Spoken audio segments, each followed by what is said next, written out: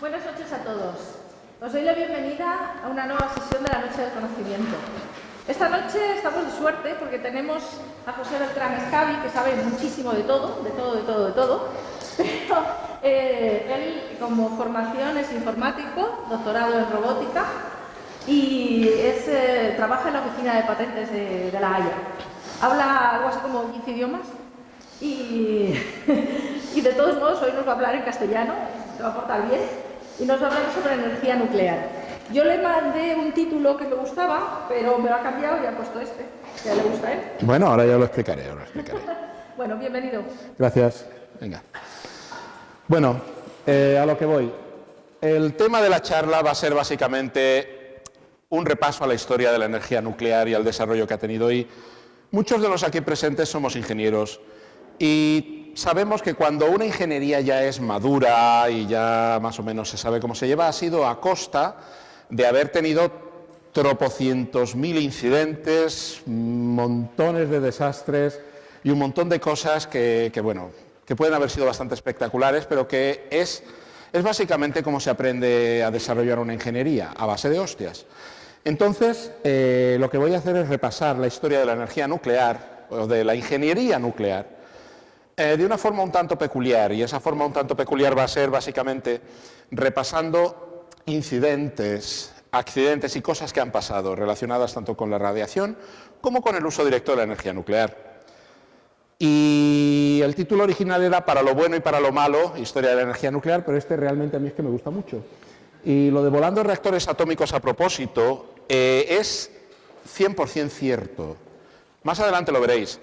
Durante los años 50 en Estados Unidos, un equipo de investigadores que estaban intentando desarrollar un reactor nuclear a prueba de idiotas, decidieron hacer un montón de experimentos que involucraban literalmente la destrucción intencionada y bastante explosiva de reactores funcionales a los que les hacían cosas absolutamente horrendas, intentando desarrollar un reactor que fuera inmune a idiotas. Más adelante veremos lo bien que le salió la historia. Entonces, antes de empezar, lo que voy a hacer es hacer un pequeño y rápido repaso de conceptos que tenemos que tener presentes sobre física nuclear y energía nuclear para que podáis entender bien algunas de las cosas que vendrán luego. Lo que voy a decir ahora, no os preocupéis que no habrá examen, pero procurad tenerlo en mente para más adelante que os hará falta. Entonces, empezamos con unos conceptos básicos, una introducción muy por encima de la física nuclear. Y lo que tenemos aquí es empezar con los conceptos básicos. Vale. ¿Alguien me puede decir qué es una masa crítica? ¿Alguien? Vale. Exactamente lo que tienes es, aquí, masa subcrítica, una situación en la cual tienes una masa de material fisionable que no consigue mantener una reacción en cadena porque se pierden más neutrones de los que son absorbidos por núcleos fisionables. Luego tienes lo que es la masa crítica. De hecho, el concepto de masa crítica es una cosa que es básicamente una entelequia. Una masa crítica se define como la masa en la cual tienes una reacción que se mantiene, pero en la que el número de neutrones emitidos es exactamente igual al número de neutrones absorbidos por átomos que se pueden fisionar. Con lo que inmediatamente os podéis dar cuenta de que el concepto de masa crítica es una cosa absolutamente, en el filo de la navaja. No es algo que puedas decir que realmente de una forma práctica existe. Lo que normalmente tú tienes es una masa supercrítica. Una masa supercrítica es una masa en la cual tienes material fisionable de sobra. Entonces, para mantener una reacción nuclear tú tienes que tener, hay neutrones que se emiten, los neutrones tienen que ser neutrones tirando a lentos, no puedes utilizar neutrones que vayan a mucha velocidad. El equivalente sería intentar coger con la mano una bala o una pelota. Y lo que ocurre es que cuando tienes una masa de material fisionable, una de las cosas que influye muchísimo en la cantidad de material necesario para mantener una masa, llamémosla supercrítica, es la forma geométrica. Habida cuenta de que el número de neutrones que se pierden es más o menos directamente proporcional a la superficie de esa masa de material fisionable, de entrada la forma más eficiente para poder montar una masa crítica es una esfera, porque es la forma geométrica que tiene una superficie más pequeña en relación a un volumen dado. Si tú lo que quieres es almacenar grandes cantidades de material fisionable, procurando evitar que se acumule una masa supercrítica en algún momento, lo que hacen, por ejemplo, las plantas que hacen combustible, normalmente el uranio lo guardan en solución acuosa, que ya de entrada es un poco problemático porque la solución acuosa, el agua es un excelente retardador de neutrones. El agua absorbe neutrones, pero también los retarda, y mucho. Y entonces eso hace que sea mucho más fácil que un átomo fisionable capture un neutrón, se fisione y empiece a soltar energía y se monte aquello. Para guardar cantidades grandes de solución de uranio, lo que hacen es que tienen unos recipientes que son como más o menos así de diámetro, son unos cilindros, son más o menos de este diámetro y miden unos 3 metros de altura. Con lo que tú tienes una superficie muy grande en relación al volumen. Y eso previene que puedas acumular fácilmente una masa crítica. Mantenerlo en mente esto que acabo de decir, porque más adelante veréis, digamos, aplicaciones prácticas. Y hay dos tipos diferentes de masa crítica o supercrítica. Está la que se llama crítica o supercrítica retardada y crítica o supercrítica prompt en inglés, que en castellano yo la llamaría inmediata, pero por alguna razón el nombre oficial en castellano es casi crítico, me parece una estupidez, pero bueno. Tienes supercrítico o crítico retardado y supercrítico o crítico inmediato o casi crítico, supercasi crítico. ¿Qué diferencia hay en esto? Cuando tú tienes una reacción en cadena, vale, la idea que todo el mundo tiene es, vale, un átomo se fisiona, salen neutrones, los neutrones son absorbidos por otro átomo, que se fisiona y salen más neutrones y eso es lo que lo mantiene. Bueno, eso es lo que se llamaría una reacción en cadena inmediata, porque los neutrones que se utilizan para la reacción son los que salen inmediatamente después de cada fisión. Pero, cuando tú tienes una masa de material fisionable es imposible no tener impurezas. Siempre tendrás otros elementos por ahí dando la vara, y lo que ocurre es que algunos de esos elementos absorben neutrones, se convierten en un isótopo que normalmente, muy a menudo, es radioactivo. Pasado un tiempo, bueno, pasa la vida media necesaria de ese nuevo isótopo, ese isótopo se descompone y puede soltar nuevos neutrones que pueden tomar parte en reacciones de fisión. Eso es lo que se llama una reacción retardada. Y esos neutrones retardados pueden tardar desde un par de milisegundos hasta a lo mejor 5 minutos. Y esto que acabo de decir es extraordinariamente importante para el desarrollo de energía nuclear, porque lo único que permite montar un reactor nuclear es el hecho de que existen reacciones de fisión retardadas. Si tú tienes una masa crítica que sea inmediata, bueno, supercrítica, que sea inmediata, esa reacción es de entrada incontrolable. Si tú tienes una masa supercrítica inmediata de material fisionable, lo que tienes es una bomba. Eso se pone en marcha y explota directamente. Los reactores nucleares dependen de la existencia de neutrones retardados. Si tú tienes esos neutrones retardados, puedes tener una menor masa de material fisionable y puedes hacer que esa reacción de fisión vaya a un ritmo más lento y que sea controlable. Eso también influye en el tipo de material que puedes utilizar para un reactor nuclear. El uranio, por ejemplo, el uranio 235, la diferencia entre una masa crítica que permite el mantenimiento de una reacción retardada y una masa crítica que permite que induce una reacción inmediata, pues si tú tienes esta cantidad de uranio para una reacción retardada, para una reacción inmediata necesitas esta. Y en este intervalo puedes jugar para mantener una reacción en un reactor nuclear. Hay otros isótopos, hay otros átomos que también podrían utilizarse para montar reacciones de fisión controlables, pero por ejemplo el americio. Pero el problema del americio es que si la cantidad de americio necesaria para una reacción retardada es esta, la cantidad de americio necesaria para una reacción inmediata es esta. Con lo cual, el americio es muy difícil de controlar, la cantidad que tienes que utilizar. Bueno, una vez dicho esto, ya más o menos creo que tenéis una idea de cómo funciona esto, de las masas críticas y las reacciones retardadas, inmediatas. Y entonces aquí hay más conceptos que son el uso de moderadores y una cosa que se llama envenenamiento por xenón, que esto también es importante que lo tengáis en mente para más adelante.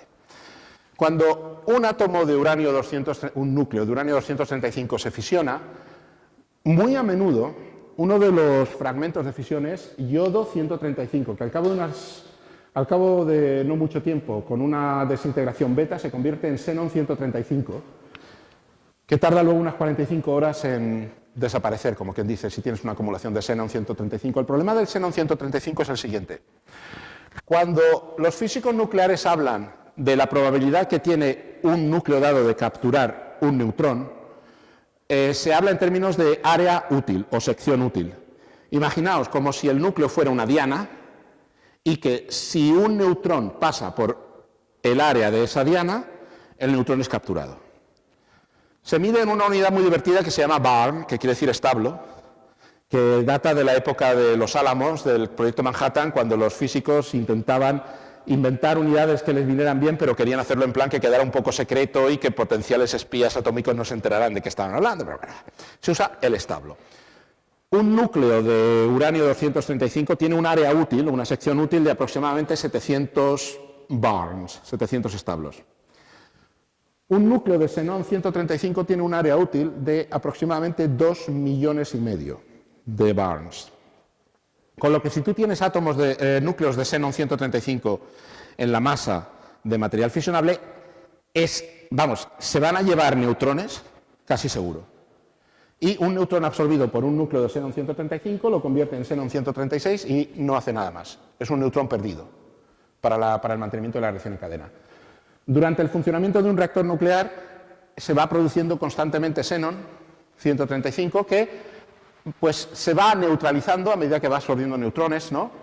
Y si tienes eso a un ritmo más o menos sostenible, pues puedes mantener la reacción en marcha. Pero si por alguna razón el reactor lo pones en un régimen de funcionamiento, que suele ocurrir cuando lo pones a una potencia muy baja, en la que genera demasiado xenón 135 que no absorbe neutrones inmediatamente, puede producirse lo que se llama un envenenamiento de xenón en el reactor, que lo que hace es que lo para, detiene la reacción nuclear. Y te tienes que esperar 45 horas a que el xenón 135 se vaya descomponiendo, vaya absorbiendo neutrones y puedas volver a poner en marcha el reactor. Eso también es otra cosa que tendréis que mantener en la mente para más adelante. Y pido perdón por esto tan follonero y tan poco interesante, pero es necesario para luego. Entonces, moderadores. Los moderadores que se pueden utilizar en reactores nucleares principalmente son dos. Uno es el agua pesada y otro es el grafito. El agua pesada es, bueno, ya lo sabéis, deuterio, es agua que en vez de hidrógeno tiene deuterio. Los átomos de hidrógeno son átomos que vienen muy bien para moderar, porque el agua es un excelente moderador de neutrones. Lo que pasa es que los átomos de hidrógeno normales, cuando los sometes a un bombardeo de neutrones, a menudo, algunos de ellos absorberán un neutrón y se convertirán en deuterio. Entonces lo que pasa es que con agua normal tú tienes un efecto de moderación y también un efecto de absorción de neutrones, con lo que los neutrones no son tan eficientes para mantener una reacción en cadena.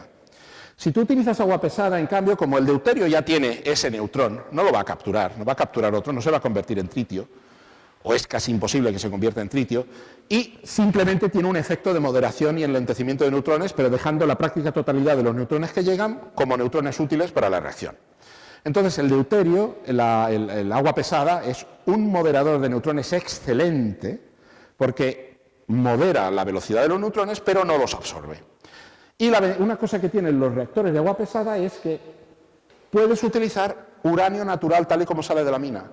El uranio natural tiene un 0,7% de concentración de uranio 235 fisionable. Tal cual, con el uranio que sacas de la mina lo metes en un reactor de agua pesada y ya tienes un reactor que funciona. Y el agua pesada no solo te sirve de moderador, sino que te sirve de refrigerante, con lo que es mucho más sencillo montar un reactor de agua pesada. Desventajas: que el agua pesada es una de las cosas más caras que hay en el mundo, y hacerse con un tanque bien gordo de agua pesada cuesta una millonada, y que los reactores de agua pesada son inconvenientes porque dan pie a la proliferación de material nuclear. ¿Por qué? Para hacer bombas, normalmente tú lo que vas a utilizar es plutonio. El uranio 238 que existe en el combustible absorbe un neutrón y se convierte en plutonio 239. Pasado un tiempo, ese plutonio 239 puede absorber otro neutrón y convertirse en plutonio 240. El plutonio 239 es el que sirve de calidad militar. El 240 no sirve como material para hacer bombas porque es, irónicamente, excesivamente fisionable. No da tiempo a mantener una reacción el suficiente tiempo antes de que salte en pedazos el material fisionable y no explote. Entonces, en un reactor, tú, cuando tienes una barra de combustible en el reactor, parte del uranio 238 que hay en esa barra se va a ir convirtiendo en plutonio 239 y luego en plutonio 240. Es casi imposible separar isotópicamente el plutonio 239 del 240, por lo que te interesa es, cuando haces este procesado de combustible, simplemente extraer el plutonio por medios químicos y tener una proporción de 239 a 240 que te sirva para utilizarlo como generador de energía o para bombas. Y cuanto más tiempo tienes una barra de combustible en un reactor nuclear, más proporción de plutonio 239 se convertirá en plutonio 240. El momento ideal para hacer el cambio, sacar la barra de combustible y extraer el plutonio, es cuando la barra ha llevado unas 3 semanas en un reactor nuclear. Y da la casualidad de que en un reactor de agua pesada las barras de combustible se han de cambiar cada 3 semanas. Entonces, un reactor de agua pesada tiene el problema de que es muy fácil obtener plutonio a partir de él. Que de hecho es lo que pasó con la India. La India obtuvo el plutonio para su bomba atómica a través de un reactor canadiense, que son reactores de agua pesada, que compraron un reactor a Canadá, construyeron una copia y usaron la copia para sacar un montón de plutonio y hacer bombas. Y luego el grafito que tiene. El grafito es que es un material mucho más barato, hay menor riesgo de proliferación porque tienes que utilizar uranio enriquecido a mayor proporción de uranio 235, con lo cual las barras de combustible las dejas más tiempo en el reactor, con lo cual el plutonio 239 se ha convertido mucho más en plutonio 240 y lo que extraigas de ahí ya no te sirve para hacer bombas, pero necesitas un refrigerante adicional, necesitas usar uranio enriquecido de todas, y hay un riesgo de incendio, porque después de todo el grafito es carbón. Y un reactor nuclear funciona a temperaturas bastante altas. Tienes que tener cuidado de que no se te ponga a arder el grafito, cosa que ha pasado ya un par de veces. Y luego, ostras, que me he equivocado. Y luego está lo que llaman crecimiento y energía de Wigner. Eugene Wigner era un físico nuclear húngaro que ayudó a desarrollar los primeros reactores nucleares, y el crecimiento de Wigner es que cuando tú sometes el grafito a un bombardeo de neutrones, aunque el grafito no va a absorber esos neutrones, los neutrones que impactan en los núcleos de carbono los van empujando, de forma literalmente por pura energía cinética, va empujando los núcleos de carbono dentro de la propia matriz cristalina del grafito y va haciendo que el conjunto entero de la masa de grafito que tienes como moderador vaya creciendo de tamaño. Y eso, si tú montas un reactor nuclear con moderador de grafito y no dejas espacio para que se expanda, te puede pasar como cuando pones una botella de agua en el congelador para hacer hielo, que te revienta todo. Y eso también acumula lo que llama energía de Wigner, porque a medida que vas deformando los cristales de grafito, eso va acumulando energía potencial. Y puede ocurrir que en un determinado momento esa energía potencial empiece a liberarse de golpe por cualquier cosa que perturbe un átomo que está ya, por así decirlo, bajo tensión en la matriz cristalina. Aquello lo perturba un poco, suelta, vuelve a su punto de origen, por así decirlo, suelta energía, eso empieza a afectar a lo que hay alrededor, suelta más energía. Si se produce una liberación incontrolada de energía de Wigner, la temperatura de la masa de grafito puede alcanzar los 3000 grados centígrados. Con lo cual ya pues tenemos de nuevo lo de un incendio de grafito en el reactor, que son divertidísimos. Y finalmente, una cosa que pasa en los reactores que utilizan refrigerante de agua, no hay que permitir que el agua entre en contacto directo con el combustible o con el sistema del núcleo mismo. ¿Por qué? Porque si tú coges agua y la pones en contacto con algo que está como a una temperatura de 500 grados, que es más o menos la temperatura que tienes en el combustible nuclear, el agua se vaporiza instantáneamente, pero al mismo tiempo se disocia. Y entonces separas el hidrógeno por un lado y el oxígeno por otro. Y empiezas a acumular gas de hidrógeno en un espacio cerrado. Con lo que en cualquier momento, si acumula suficiente hidrógeno, pues puede saltar la chispa y tenemos el Hindenburg en mitad de un reactor nuclear. Bueno, estos son los riesgos principales que también eso es otra cosa que tenéis que tener en cuenta. Y finalmente, pues los tipos básicos de accidentes e incidentes. Tenemos accidentes de radiación sin uso de reactores, accidentes de criticalidad, que es poner por error una masa supercrítica de material fisionable. Puede ser o porque por error has juntado una masa supercrítica de material, o porque has tenido problemas en el sistema de moderación y el efecto final es como si tuvieras una masa supercrítica.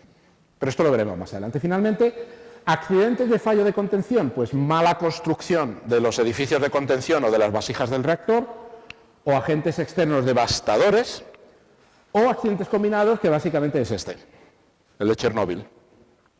Pero esto lo veremos más adelante. De nuevo pido perdón por haber tenido que hacer esta introducción un tanto seca, pero creo que ahora empieza lo interesante, que es básicamente desde 1879 hasta nuestros días. Empezamos con el primer incidente documentado de lo que se sabe que a día de hoy se sabe que debió ser de radiación. Y fue un incidente en las montañas Ozark de Estados Unidos, en los Apalaches, en el año 1879. 3 cazadores estaban persiguiendo a un perro que se les había escapado y descubrieron una cueva. Entraron en la cueva y la cueva estaba todas las paredes cubiertas de plata.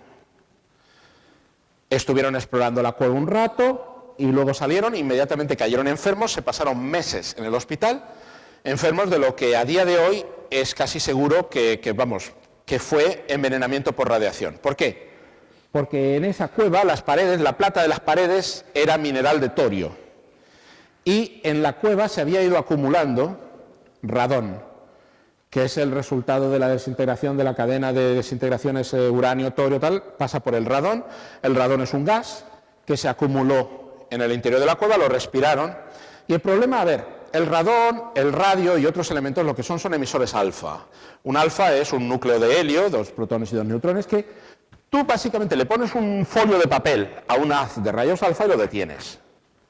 Pero el problema está cuando un emisor de rayos alfa no lo tienes fuera del cuerpo, sino que te lo metes dentro del cuerpo. Entonces sí que las partículas alfa no tienen ningún óbice, cortapisa ni valladar para fastidiarte todo lo que les rodea. El radón, ¿qué pasa? Lo respiras y lo metes directamente en tu cuerpo y te jode. Y es lo que les pasó a ellos. Y este es el primer incidente de radiación documentado de la historia. Y fue identificado como tal relativamente reciente. Sí. No, ninguno de los 3 cazadores murieron. Pero, bueno, a ver, a día de hoy ya están muertos, porque esto fue en 1879, pero me explico, ¿no? Que de eso no se murieron. Se pasaron meses en el hospital, enfermos de algo que nadie sabía qué era, pero se curaron. Y pasamos a lo siguiente en el desarrollo de la investigación, bueno, en lo que llamamos ingeniería nuclear y estudio de radiaciones ionizantes, los rayos X. Descubiertos en 1895 más o menos, aunque hay científicos que los estudiaron con anterioridad, como Tesla y otros, hacia la década de los 1870, pero el descubrimiento se le da a Röntgen en 1895 porque fue el primero que los estudió sistemáticamente. Esta es la primera radiografía de la historia, que es la mano de la mujer de Röntgen. Entonces, el descubrimiento, como he dicho, se atribuye esencialmente a Röntgen por ser el primero que los estudió con sistema, y Edison y Tesla, porque lo que Röntgen descubrió fue que si estás en una habitación completamente oscuras, coges un emisor de rayos X y te lo apuntas directamente a los ojos, ves como una luz azul. Entonces, aquello salió publicado en un artículo científico así de un poco de poca monta, pero Edison lo leyó y decidió que los rayos X podían ser una gran idea para iluminar las casas. Y estuvo haciendo experimentos para utilizar los rayos X como fuente de iluminación. Básicamente proyectar un haz de rayos X hacia una pantalla o hacia un panel fluorescente que se iluminaría y que daría luz. Entonces pues podrías tener paredes enteras con esos paneles que les llega un haz de rayos X y te dan luz en la casa. Y tuvo empleados haciendo experimentos que, bueno, tuvieron efectos catastróficos. Aquí veis a este hombre, Clarence Daly, era un empleado de Edison, que era el que estaba encargado de los experimentos de iluminación. Clarence Daly, lo que solía hacer básicamente tenía el haz de rayos X, tenía la pantalla fluorescente y el tío pues ponía la mano en medio para ver si eso afectaba el haz, jugando con diferentes potencias de haz, distancias y tal, pero él utilizaba su propio cuerpo como sistema de bloqueo del haz. Y bueno, al cabo de unos cuantos meses, pues gangrena del brazo derecho, se lo amputaron, empezó a usar el izquierdo. Al cabo de otros cuantos meses, hay que reconocer que eso es dedicación al trabajo y a la labor. Al cabo de unos cuantos meses, pues otra gangrena del brazo izquierdo, también le tuvieron que amputar. El tipo no cejó, siguió pidiendo volver, el tío hasta llegaba a ponerse él mismo en medio. Al final tuvieron que amputar las dos piernas, lo tuvieron que castrar y acabó muriéndose a cachos. Después de semejante experiencia, Edison dijo públicamente: no voy a volver a trabajar en mi vida con rayos X. Y esto es también una cosa que costó aprender, o sea, costó darse cuenta de que las fuentes potentes de radiación ionizante son peligrosas para la salud. Muchísimos médicos de la época inicial de uso de rayos X acabaron también muy mal, también quemados por los rayos X y más o menos lo mismo que le pasó a este hombre. Costó unos cuantos años aprender. Y luego pasamos ya pues, a Becquerel, que fue el descubridor de la radioactividad, los esposos Pierre y Marie Curie, que descubrieron el polonio y el radio, y la verdad es que los trabajos de Becquerel y los Curie pusieron al radio y a la radiactividad de moda. En 1896 Becquerel descubrió la radioactividad, en el 98 los Curie descubrieron el polonio y el radio, y a principios del siglo XX fueron las aplicaciones médicas del radio. Descubrieron que con agujas de radio podías destruir cánceres superficiales, lo cual venía bastante bien, y en la década de 1910 inventaron la pintura de radio fosforescente, y el radio y la radioactividad se pusieron de moda, muy de moda. Y cuando digo muy de moda, lo digo en serio. Esto es un fondo de maquillaje para señoras con radio y torio, para dar una complexión luminosa. Esto es betún para los zapatos, con radio. Y atención, que los mercaderes, los que vendían esto, eran escrupulosamente honestos. Si decían que tenía radio, lo tenía. Y esto es de principios del siglo, y esto duró más de lo que muchos se podrían imaginar. Este polvo de maquillaje para base de maquillaje para señoras, con radio y torio según la receta de Alfred Curie, que no tenía nada que ver con los esposos Curie, pero puso el nombre porque, bueno, esto se vendió hasta 1961. Estuvo a la venta hasta 1961.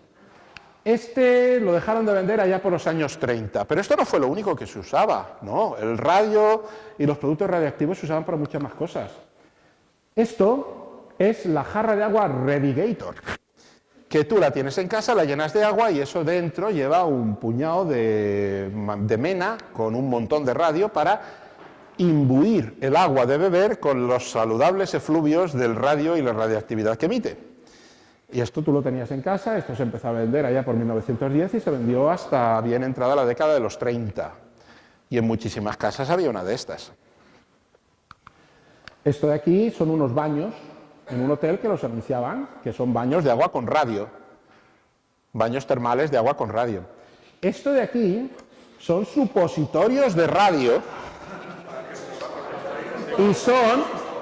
Y como lo pone aquí, son para curar la impotencia. Son supositorios de radio para curar la impotencia, señores.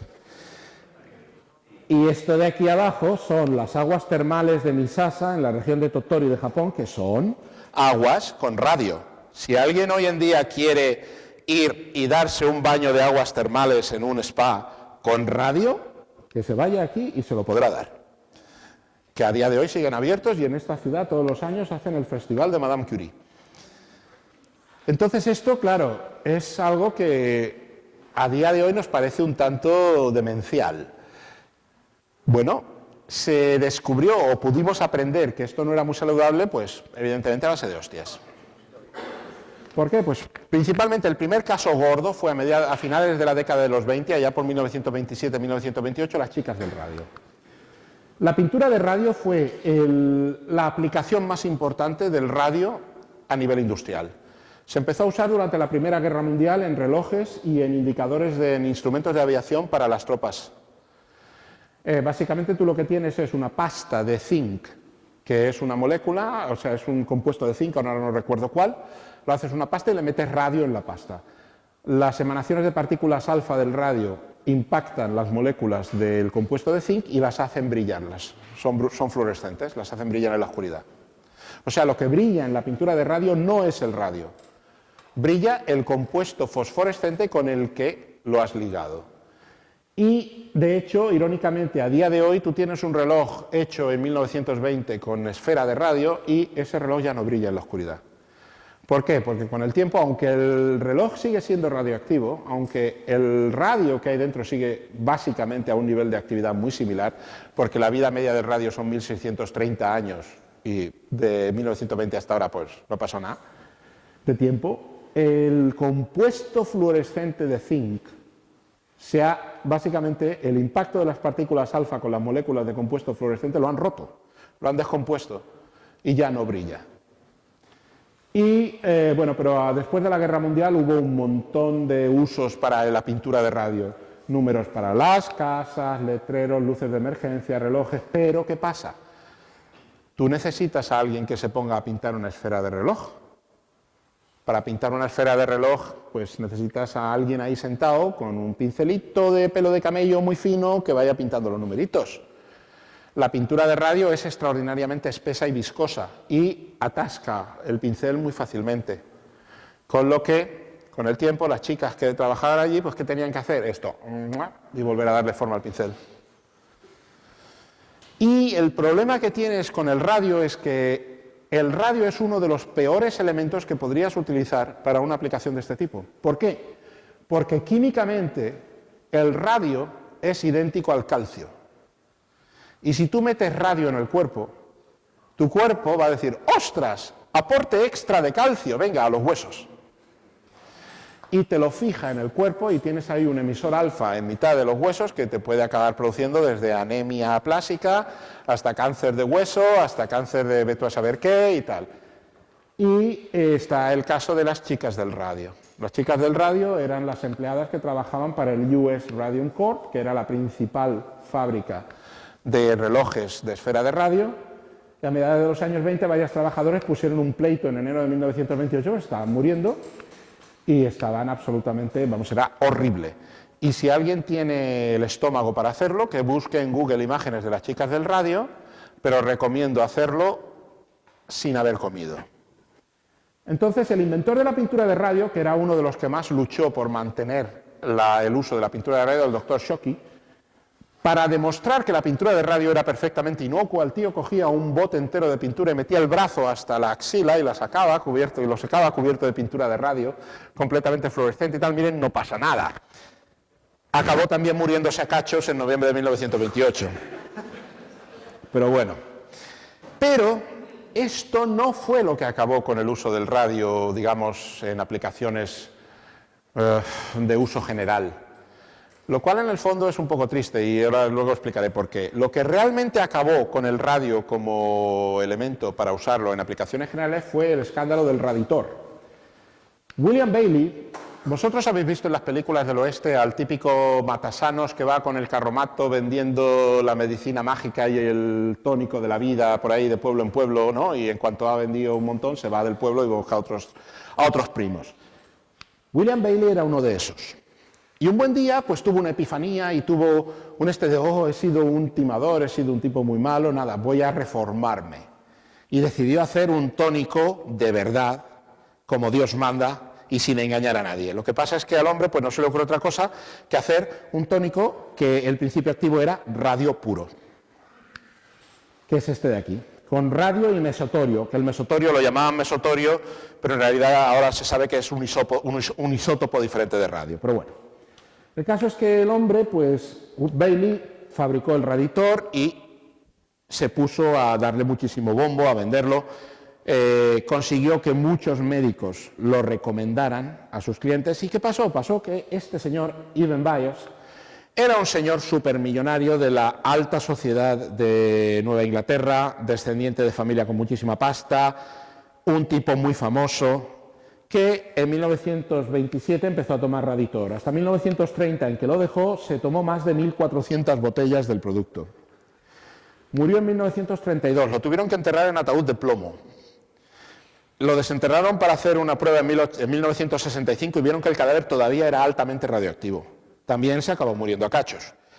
Esto fue lo que destruyó el uso del radio como algo para utilizar en aplicaciones generales, y lo que me da un poco de tristeza es pensar que en 1928 hubo docenas de chicas que acabaron muertas por el uso de radio pintando las esferas de reloj, y que tuvo que ser un señor de la alta sociedad supermillonario el que se muriera por esto para que finalmente decidieran que el radio quizá no era tan conveniente.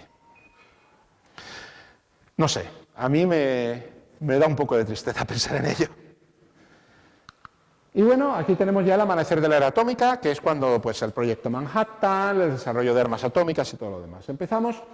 Vosotros habréis oído que los alemanes también tocaron un poco armas atómicas y el desarrollo, pero muchos os habréis pensado que los alemanes no estaban realmente muy avanzados en ese aspecto. Pues no. El primer accidente de un reactor nuclear se produjo en Alemania en 1942. Estos son los soldados americanos y británicos que están viendo el sitio donde estaba el reactor después de la derrota alemana. En 1942 tenían la Uran Machine en Leipzig. Y lo que pasó fue que era básicamente una esfera hecha de dos hemisferios con el uranio en su interior, utilizando deuterio, o sea, agua pesada, como moderador y refrigerante del cacharro. Y tenían eso y funcionaba, tenían una reacción en cadena, iba funcionando y todo aquello. Lo que pasó fue que se ve que en algún momento, durante una de las reparaciones o mantenimiento, no cerraron bien los dos hemisferios, se empezó a colar agua entre los dos hemisferios de metal, acabó entrando el agua en contacto con el combustible nuclear que había dentro, que estaba bastante calentito, y se produjo lo que expliqué antes de vaporización, disociación del agua y generación de hidrógeno. Se produjo una explosión de hidrógeno que destrozó el reactor y echó bastante para atrás los esfuerzos nucleares de Alemania. Se oyeron campanas de este incidente y hubo algunos noticieros en la zona aliada que decían que Werner Heisenberg había muerto en un accidente atómico. No era así, pero eran noticias de que habían tenido este accidente. Y este fue el primer accidente de un reactor. Los alemanes tenían un reactor funcional. Lo que pasa es que se lo cargaron. Y después de esto, en 1943, la cosa empezó a irles mal. Volaron la fábrica de agua pesada que había en Noruega, que era de donde sacaban casi todo el material. La cosa les empezó y ya no pudieron desarrollar más. Y luego tenemos aquí a nuestro amigo, Richard Feynman, del que supongo que muchos de vosotros habéis oído hablar, ¿verdad? Bueno, Richard Feynman era un jovencete de 20 y pocos años cuando estuvo trabajando en el proyecto Manhattan. El proyecto Manhattan, vale, todos habéis oído hablar de los Álamos, pero había muchos sitios que estaban involucrados en el proyecto. Tenías Hanford, que era donde había un reactor que producía el plutonio. Tenías centros de enriquecimiento de uranio en otro sitio, en California. Los Álamos era donde estaban los científicos haciendo los cálculos perdón, y los experimentos de criticalidad. Y luego había un sitio que era Oak Ridge. Oak Ridge, en Tennessee, era básicamente un almacén. Y ahí era donde llevaban el material más o menos refinado y el combustible de uranio para la bomba. Habían dicho, a ver, el problema del proyecto Manhattan, bueno, no un problema, pero era que había un secreto enorme y todo era en base de need to know. Tú sabes esto y lo que no necesites saber no te lo explicamos. Los operarios que trabajaban en la base, en el almacén de Oak Ridge, no sabían con qué estaban trabajando. Solo sabían que el ejército mandaba regularmente unas garrafas llenas de una especie de agua verde, pero no sabían ni para qué era, no sabían para qué lo querían, no sabían que estaban trabajando en el desarrollo de armas. Lo único que sabían era que el ejército porras, perdón, les estaba mandando unas garrafas de agua con unas instrucciones para mantenerlas almacenadas que eran absurdas. Esos recipientes de agua había que ponerlos en una fila india y de una punta a otra del almacén. ¿Me estás diciendo que tú me vas a mandar aquí 50 garrafas y me vas a hacer caminar todo el puto almacén de una punta a la otra para dejarlas? A la mierda. Y lo iban amontonando en un rincón del almacén. Entonces iban amontonando las garrafas ahí y iban formando un hermoso octavo de esfera en un rincón del almacén. Y iban acumulando solución de uranio acuosa. Un buen día, por pura casualidad, mandaron a Feynman, que era el pringao, porque era de los más jóvenes que había y lo mandaban por ahí a hacer el tonto, ¿no? Y lo mandaron a que revisara el almacén de Oak Ridge. Total, que dicen, sí, y aquí es donde guardamos lo que nos mandan. Que ni el capataz sabía que era lo que estaban guardando ahí, ¿vale? Solo lo que nos mandan. Entonces Feynman abre la puerta y se topa con esa acumulación de uranio en disolución acuosa en un rincón del almacén. El hombre se puso como grisáceo verde, cerró la puerta con cuidado, dio un paso atrás y se dirigió al capataz y le dijo, capataz, ¿es usted consciente de que está usted a punto de conseguir que el cráter que quede del almacén va a ser solamente visible desde el aire en su totalidad? El capataz dice, ¿pero usted de qué me habla? Y entonces Feynman hizo unos cuantos cálculos, así rapiditos, y estimó que con unas 20 o 30 garrafas más iban a acumular una masa supercrítica. Y entonces dijo, mire, no metan más en este almacén y por favor no hagan nada hasta que yo no les explique y no haya hablado con mis superiores. Se fue a los generales y les dijo, oigan, si ustedes no quieren que el almacén de Oak Ridge acabe volatilizado, me van a tener que dar permiso para que yo les explique a los operarios qué es lo que están haciendo. Y que pueda explicarles un mínimo de física nuclear básica, porque si no, van a vaporizar ese almacén. Y, bueno, pues le hicieron caso, Feynman explicó qué es lo que pasaba y qué es lo que estaban haciendo, y Richard Feynman fue básicamente el que salvó el almacén de Oak Ridge, que era donde estaban poniendo todo el material para las bombas que iban a hacer de Hiroshima, Nagasaki y demás.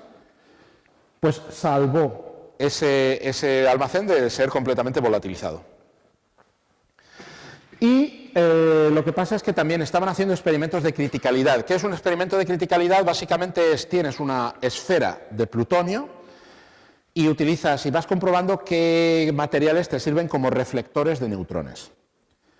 Y estaban haciendo experimentos de añadir, por ejemplo, bloques de tungsteno, de carburo de tungsteno, y ver cuántos necesitas para que una bola de plutonio empiece a presentar signos de una reacción en cadena, lo cual es un experimento que no es para corazones débiles, sobre todo porque lo hacían literalmente a mano.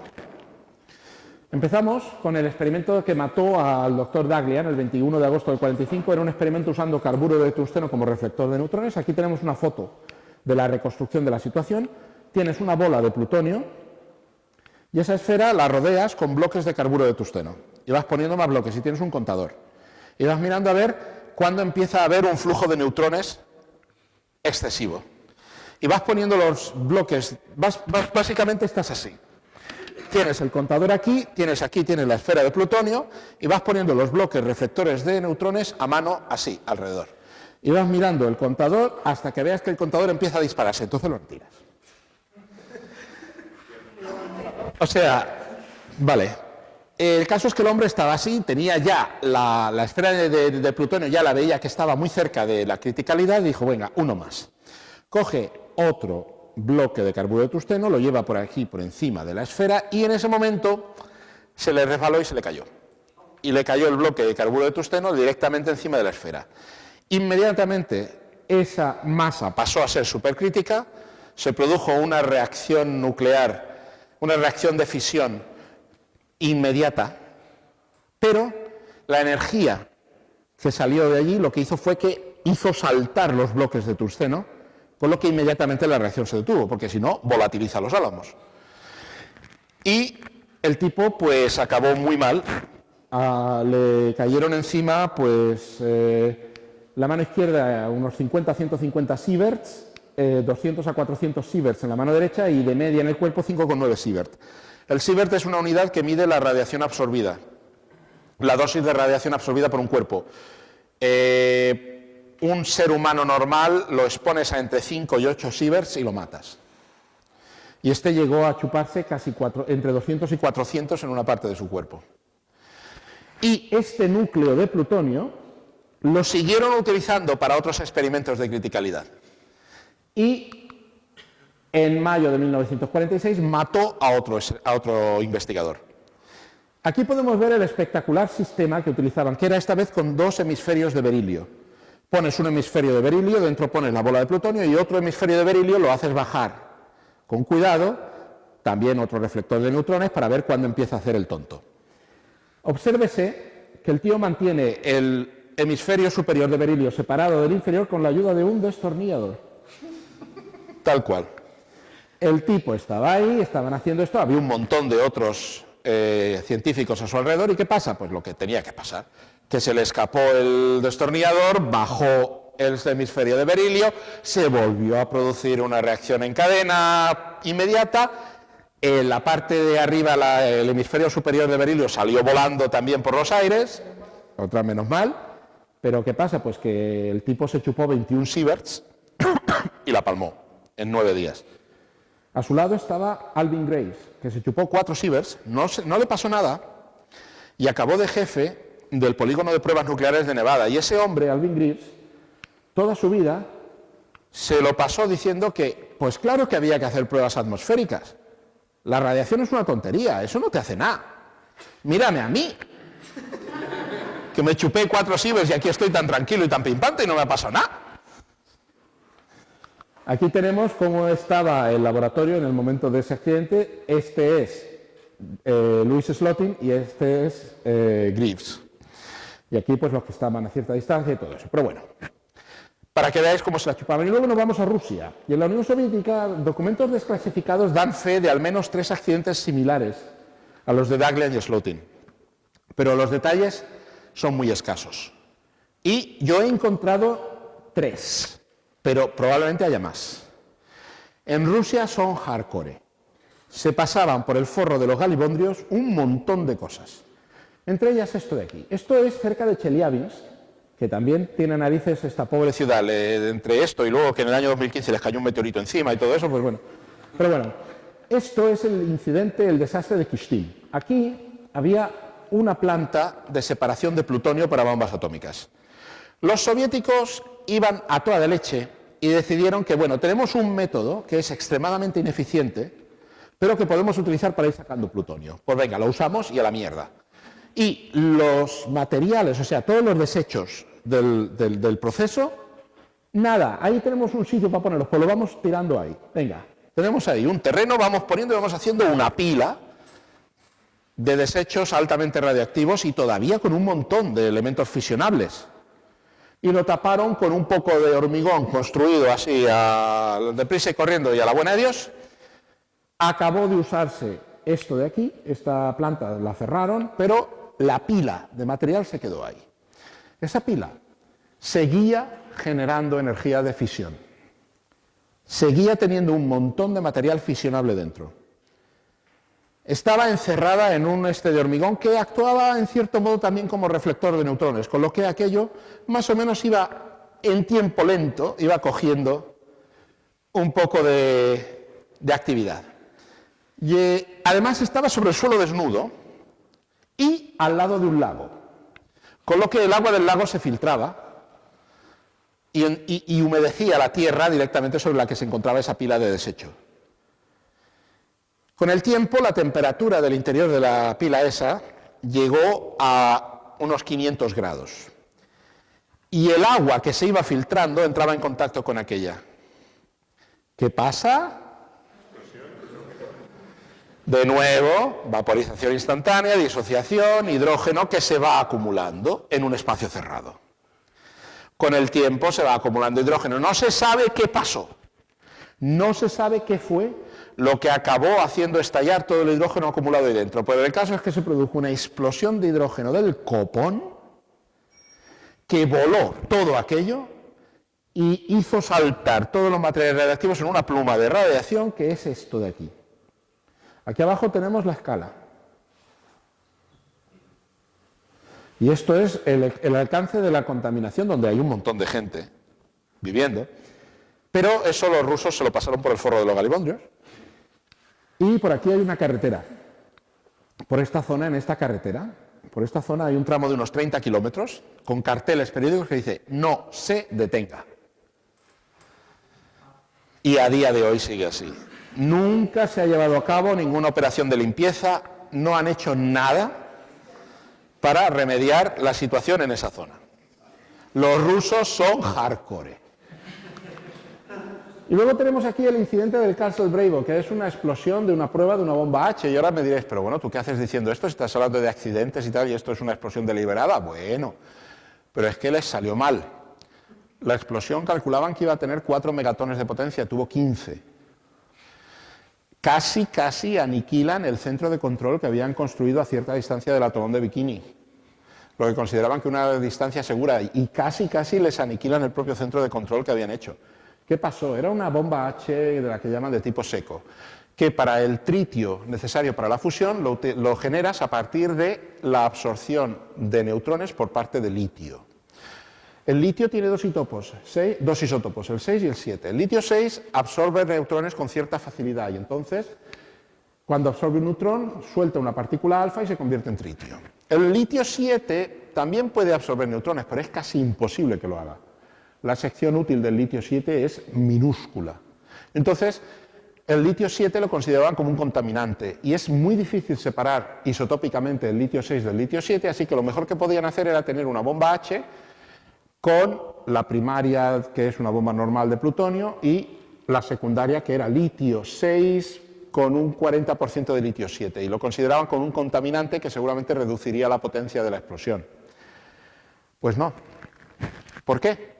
Porque aunque el litio 7 casi no absorbe neutrones, el flujo de neutrones producido por la explosión de la primaria es tal, la avalancha de neutrones que llega es de tal magnitud, que aunque el litio 7, la probabilidad que tenga de absorber un neutrón individual es ínfima, es casi seguro que el litio 7 que tengas ahí va a acabar absorbiendo neutrones.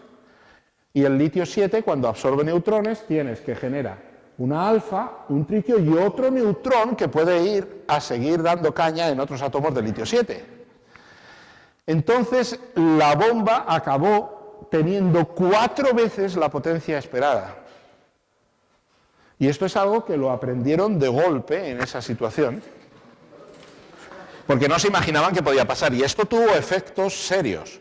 No sé si habéis leído o habéis oído de un pesquero japonés que acabó completamente contaminado con fallout de una bomba atómica, de una bomba de hidrógeno. Era este. Era en el Castle Bravo, el Lucky Dragon número 5. Era un pesquero japonés que estaba en la zona, en lo que decían que era la zona segura, pero le cayó encima un montón de ceniza radiactiva. Uno de los tripulantes murió y los otros acabaron muy enfermos. Aquí tenemos, esto es Bikini, esto es el atolón de Bikini.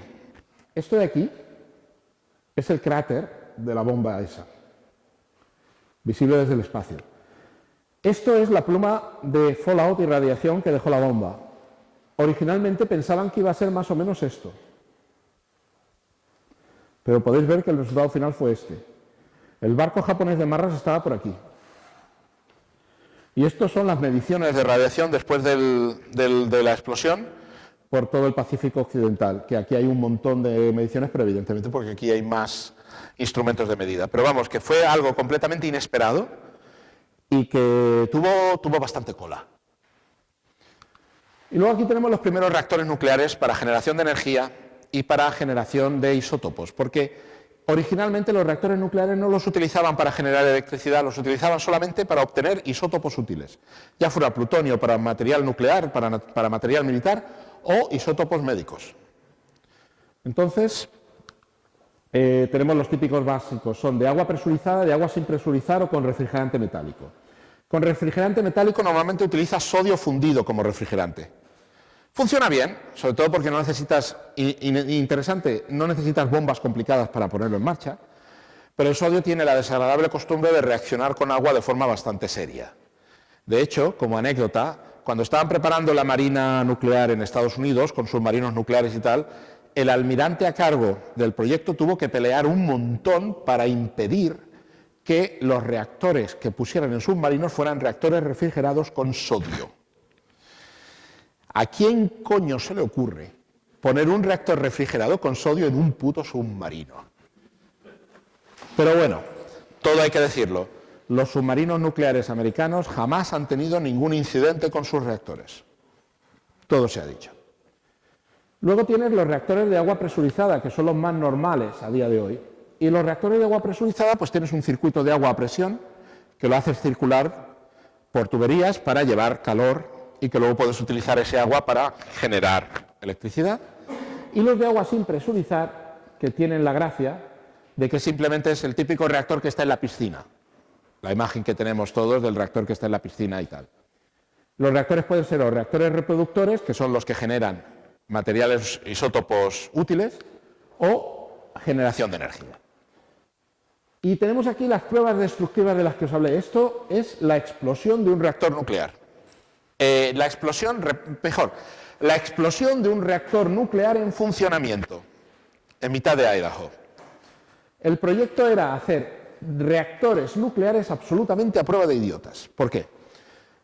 Los Estados Unidos, el ejército, estaba montando bases en todas partes y bastantes de las bases que estaban montando eran bases polares. Eran bases de alerta temprana en caso de que los rusos mandaran cohetes por el Polo Norte y tenían pues bases militares en Groenlandia, en las islas árticas y tal. Y el problema es que, claro, tú tienes ahí una base, necesitas energía. Pero si tú tienes generadores de diésel, pues periódicamente tienes que mandar al culo del mundo, en condiciones horrendas, suministros regulares de combustible diésel, de gasoil. Si pudiéramos tener ahí un reactor nuclear que a lo mejor le cambias el combustible cada 3 años, pues es mucho más fácil. Pero ¿qué pasa?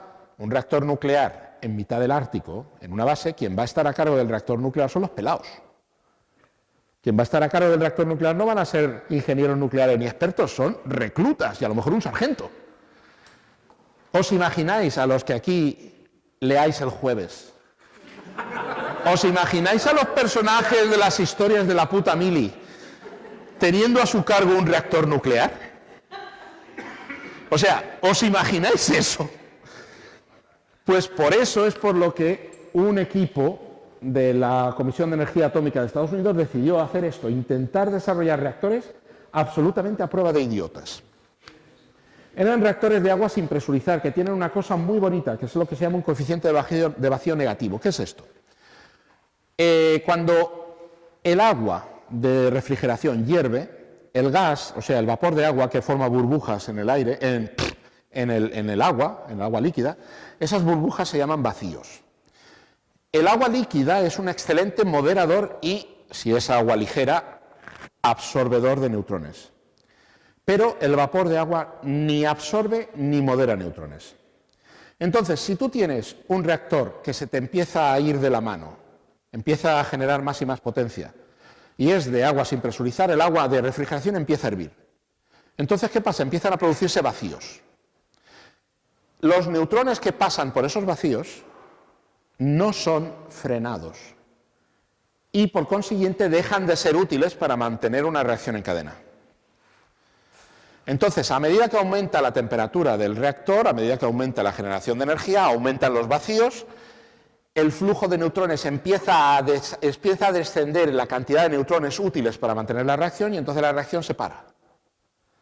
O sea, automáticamente un reactor de agua ligera bien hecho, automáticamente, si es de agua sin presurizar, automáticamente en el momento en que el reactor empieza a irse de madre, se para. Lo cual es una cosa bastante útil. Los tests eran Borax 1 y SPERT. Hay vídeo en YouTube de uno de los tests SPERT, buscadlos. Es bastante impactante de ver hacer estallar un reactor. Y al final hicieron un diseño muy bueno de reactor de agua ligera y el diseñador tentó al destino, porque una vez hecho el diseño, al final decidieron, bueno, este reactor aguanta lo que le echen. Solo hay una forma de que este reactor reviente. Y la única forma que hay, a ver, nadie en su sano juicio se le ocurriría hacerlo. Básicamente necesitarías soltar la barra maestra de control de las barras de control, que tenías una barra maestra que iba a todas las barras de control, con una unión mecánica directa, soltar el anclaje de la barra maestra, soltar las grapas y pegar a mano, porque los sistemas automáticos tenían limitadores, a mano, directamente subido encima de la vasija del reactor, tirar a mano a lo bestia de la barra maestra y sacar todas las barras de control a la vez de golpe.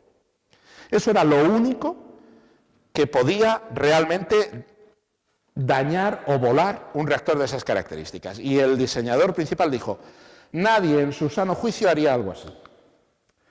Pues, bueno.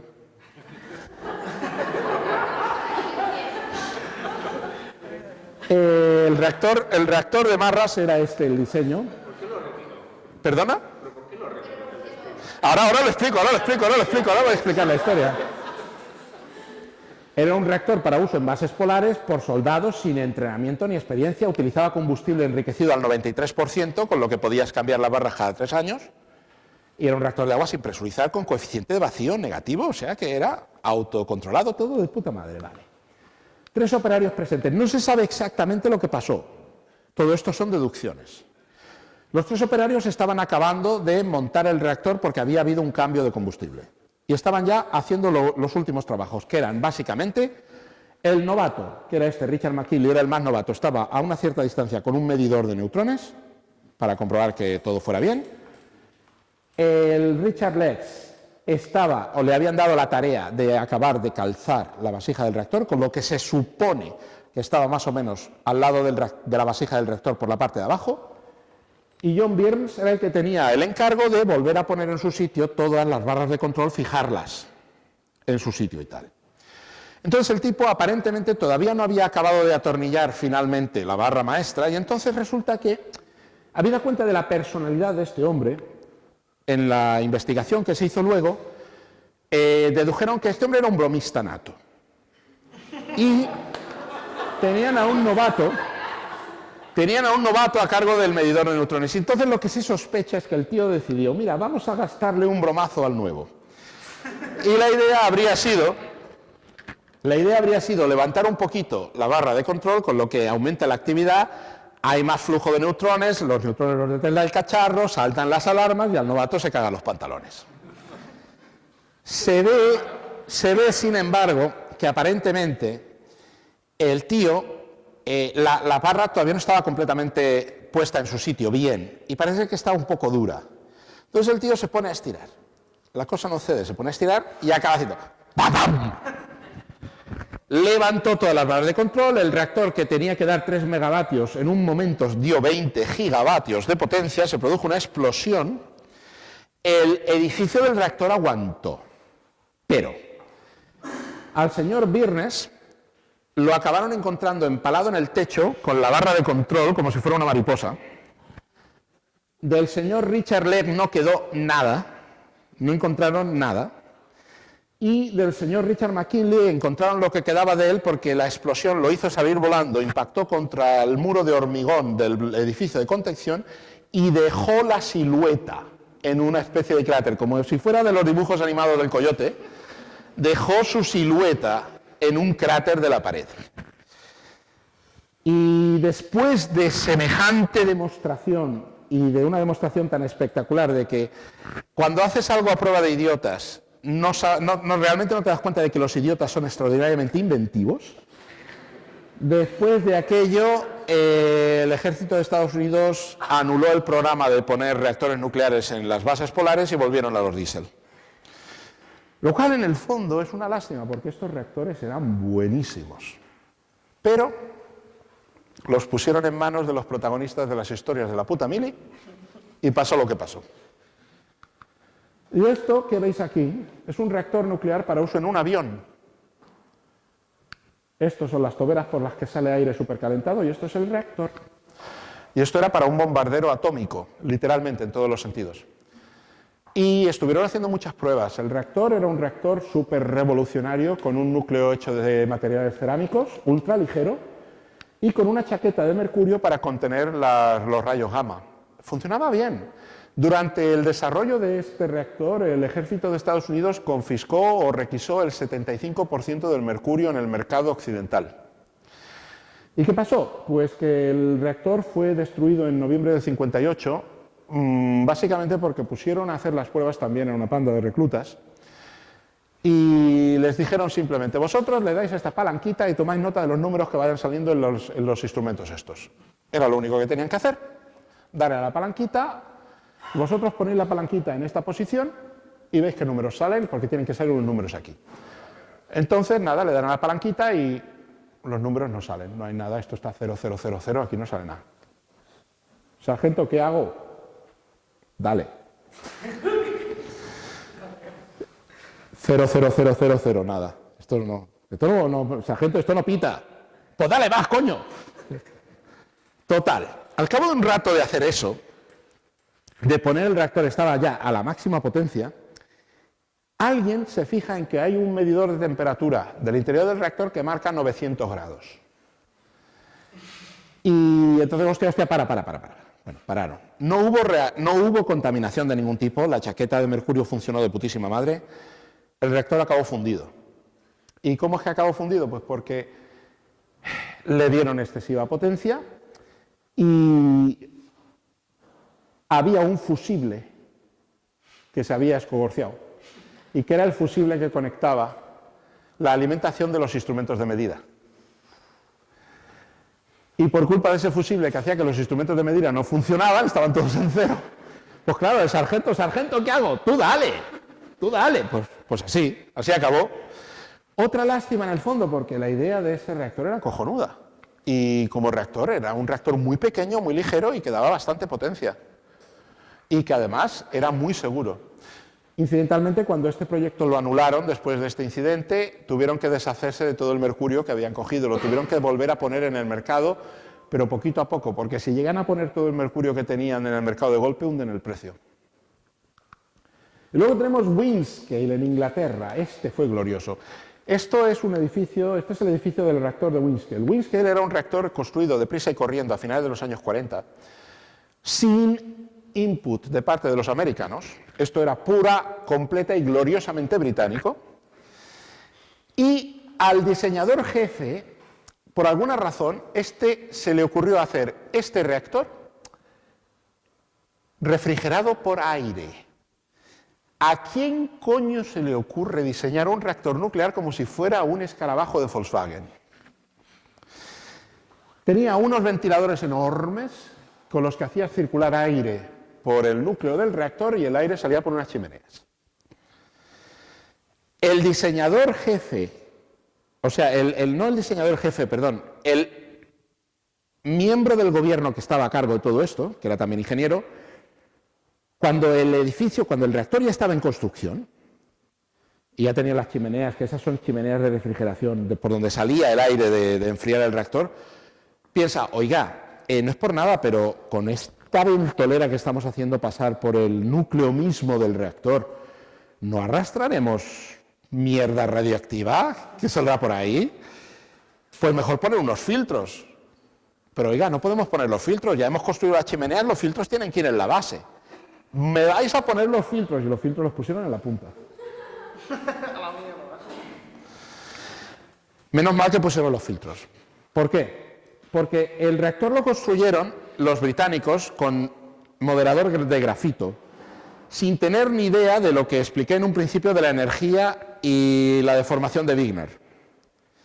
Se enteraron cuando ya estaba el reactor hecho, se enteraron de que eso existía, hicieron modificaciones para ajustarlo y adoptaron un procedimiento para poder liberar de manera controlada la energía de Wigner que iba acumulando. Un buen día, para ser exactos, el 6 de octubre del 57, en mitad del proceso para intentar liberar de forma controlada la energía de Wigner acumulada en el grafito, pues se les descontroló.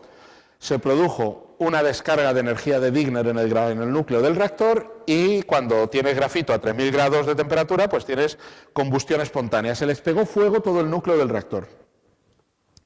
Para poder intentar trabajar allí, mandaron equipos de extinción de incendios y tal, para poder intentar trabajar allí, mantuvieron en marcha los ventiladores que refrigeraban el núcleo. A ver, vale, crisis, pánico, todo lo que quieras. Pero 5 días que tardaron en apagar el fuego, y durante los 4 primeros días estaban echando con los ventiladores una corriente constante de aire a toda leche, en cantidades ingentes, por un núcleo en llamas. ¿Y tú esperas poder apagar eso?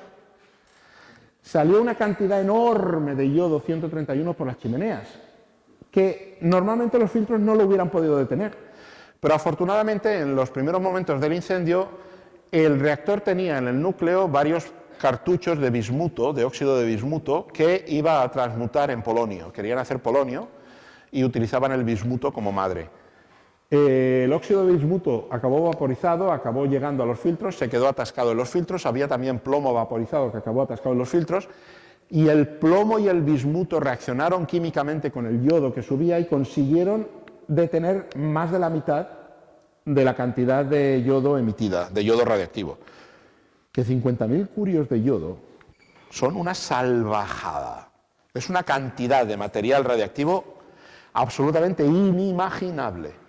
Lo bueno del yodo radiactivo es que tiene una vida media como de 8 días. Lo malo del yodo radiactivo es que se acumula lo tienes en la hierba.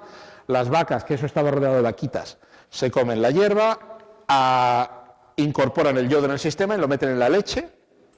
Tú te bebes la leche y el yodo va derecho a la tiroides. El gobierno británico se portó. Inmediatamente compraron toda la producción lechera en un radio como de 50 kilómetros alrededor de la central y la destruyeron. Y al cabo de, me parece que eran 80 días, la contaminación por yodo radiactivo era absolutamente indetectable. Pero el genio que diseñó semejante engendro era para darle de collejas.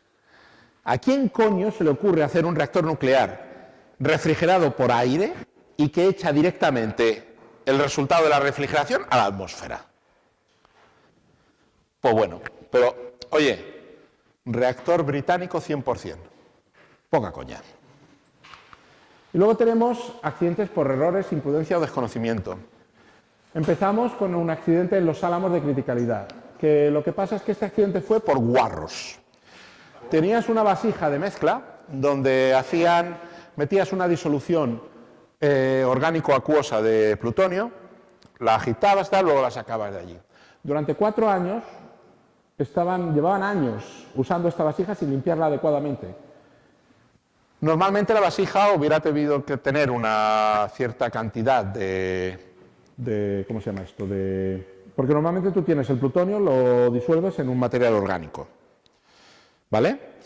En ese material orgánico no hay mucha moderación de neutrones que digamos, con lo cual no tienes mucho riesgo de que se acumule una masa crítica. Lo que haces es que como el disolvente es orgánico y acuoso, al cabo de un tiempo la fracción orgánica con la mayor parte del plutonio disuelto se va arriba y luego la sacas por allí con un sifón. ¿Qué pasa? Pasa que eso no lo habían limpiado en su vida y poco a poco en la parte acuosa se había ido acumulando plutonio. Se calcula con unos 4 kilos.